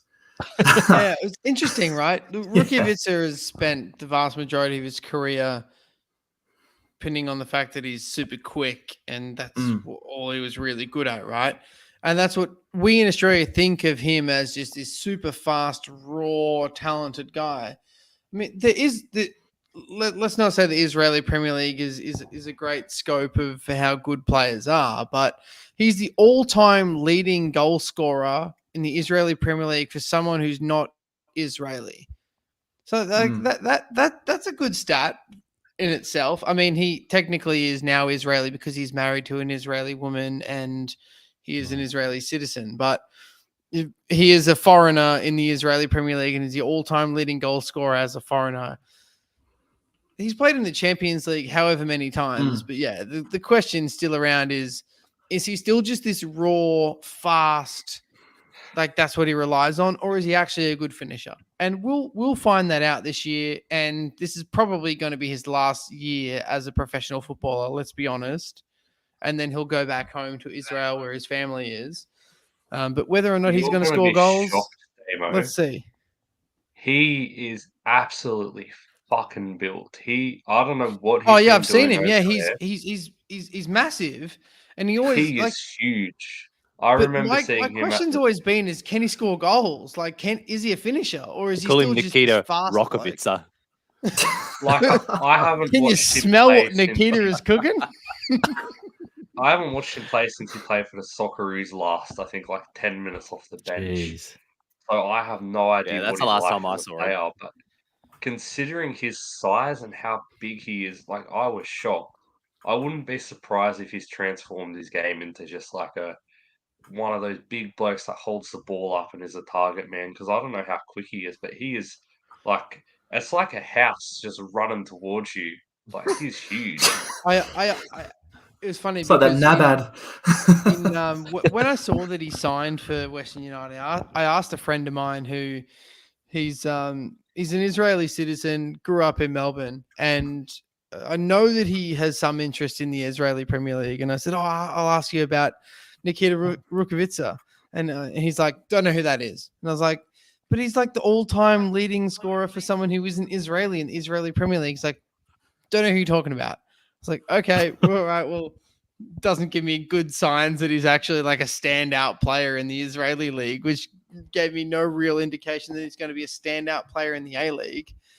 But that was sort of my barometer of what to expect from him this season. Is the only person who I know who pays any attention to the Israeli Premier League, so they have no idea who he is. I was like, okay, well, fine. Well, I guess he's not going to be great this year, but that's the big question, as you said, Mikey.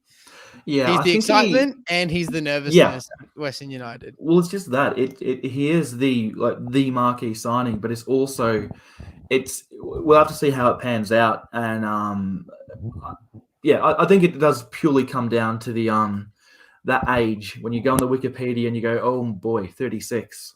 But I think he will be good for them. I hope he's good for them. I think that'll be good for the league. You know, having someone that was in the Socceroos back in the A-League, that's always good. But I think in general, the Woo are going to really have to be nervous about filling that lost talent that mass exodus they've had, because I think now they're in a proper rebuild. They're not when they won the championship, I think they had a window there, but I think now it's kind of back to building a new squad for the Woo. I mean, who can fill Predivic's boots? Who can match Jamie Young? I don't think anyone really can. I mean, what's the content team going to do without Diamante? I don't know. I predict them to finish 8th, which is one worse than last season, but I wouldn't be surprised if they do crack the 6. Kit game, pretty good. I think we touched on them. sucked into anyone that believed that they had a QR code on the kit. That was just a little meme. That was very clever though. Yeah, no, it would be good if they actually did have a QR code. Actually, it would be genius marketing from Western United if they actually had done that. Today I learned that they don't have a QR code on their jersey. Today you learned that Mikey just posted a tweet that went viral. No, 3032. He's the Western United graphic designer guy. He did that little graphic. Yeah, props to him. It looked very real, and I think it got a lot of people, including people on this very panel. I think one thing that Western United have done well with their kit is they've really integrated the sponsor really well. Yep. Like a lot of A-League kits just look like they've just slapped a sponsor onto an already made kit, right? This looks like whether or not they had a sponsor or not, it's been built around it. It really fits in well. It just works. And that they've designed a kit that works around the sponsor and the design they're looking for, which is great. Like it's not just an ironed on patch. Yeah, no, they both look really good. Their away kits are always really interesting as well. Good color combination for them. They still make it work. Kappa's pretty cool. But yeah, the main thing to look forward to this season is definitely going to be playing games out of Tarneit, which I think is well overdue, even if it is a mini stadium. Tommie, I was hoping that how are we going to get there? Be able to... give me a quick rundown on how we're going to get there. I don't have a car. How are we going to get there? Well, no, I was hoping that they would be able to play their first home game out of Tarneit in November, but it's looking like that may not be the case. I think it might have to be delayed until later in the year, maybe into the new year, where they can actually have host an A-League game out of Tarneit, which, you know, it's not the full stadium. It's still basically a glorified training ground with one side having a stand on it. But, you know, still it's their own stadium that they own and manage. So there's not many A-League teams that can actually say that at this point. So, well, I've noticed they're still playing A-League W games out of Caroline Springs, Georgie's ground. So it's obviously where they've trained previously. They interestingly, Western United had a contract with Essendon Football Club to train at their training ground, which expired in like July, and they re-signed the contract for an extra 6 months. So they're there until like it was the end of the financial year, and they re-signed until like the start of 2024, which obviously aligned with them thinking that they were going to be in their own training facility by the new financial year and now by the new calendar year. So hopefully come January, we've got Western United in their own training facility, their own stadium of sorts, their own, hosting their own games. But it's a step in the right direction. As you said, Tommie, they own the facility. They own all the ticket sales and all the merchandise sales and everything that goes on there. They run it. So that can only be a good thing because no other A-League club can say that's what they do. Yeah, I think just the next stage is actually get cracking on the actual stadium that the whole license was dependent on, because I'm glad we're having progress at a snail's pace, albeit it's progress, but this was what the license was predicated on, was a stadium in the West. Yeah, but what's a 15,000 seat stadium if you haven't built a fan base yet? You got to take 10 years to build a fan base, and it will. And eventually, and I've said this all along about Western United, give them 15 to 20 years and they'll be a powerhouse in the A-League because they've got everything an A-League club ever wanted.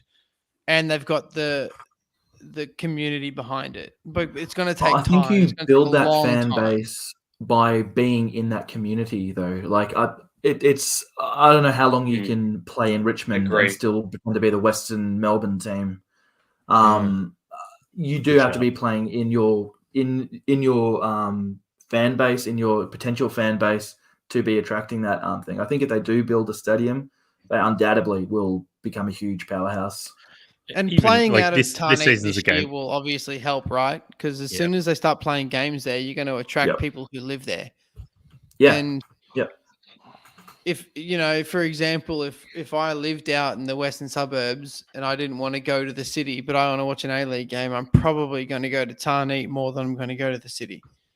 Yeah, 100%. Yeah. Well, it's like if City are playing out at Casey, it's easier for me and quicker for me to get to Tarneit than it is to get to Casey Yeah. from Brunswick, right? Like that's kind of where, like, that's also how fucking far away Casey is as well, right? I know. You just need Preston silly. Lions to get an A-League license. Then I'll just walk to Yeah. the ground. Come on, I am Preston. Preston. Neil Kilkenny's just signed for Sorrento FC in the Western Australia NPL. I know he was mentioned probably 10 minutes ago now, but I just saw that on my timeline. Tell you No, I what, was the tracking that he hadn't signed with someone yet. WANPL have signed a few players. I'm pretty sure like Liam Reddy went to Perth Red Star, and someone else from Glory went to Perth Red Star. I mean, I think to be honest, all the people that sign for NPL WA clubs are people from WA that go home to WA. No one else is going. Scotsman. Yeah, exactly. No one else is going to Perth to play football unless you're from Perth or you're from South Africa or from England. I think if you're from South Africa, you legally have to go and live in Perth at some point. Just don't ask them why they left South Africa. All right. Final thoughts on the kit, Mikey? The Western United, the two they've put out are fairly solid. I think we talked about the QR codiness of it. Looks quite cool. Full marks for the Woo. I hope they do play in Western Melbourne this season. Very good. Alrighty, Mikey, thanks for wrapping up that. And that wraps up our A-League season preview pod as well. Obviously, mega pod this time around. You know, we just had a lot of pod just bottled up inside of us after a few months of not a lot of pod action. And so we hope that you've stuck around for this long, and hope that this has quenched your thirst for A-League content as well. We're looking forward to match day 1 coming up in a bit under a week's time. And until then, though, enjoy the football. Let's go. Blue.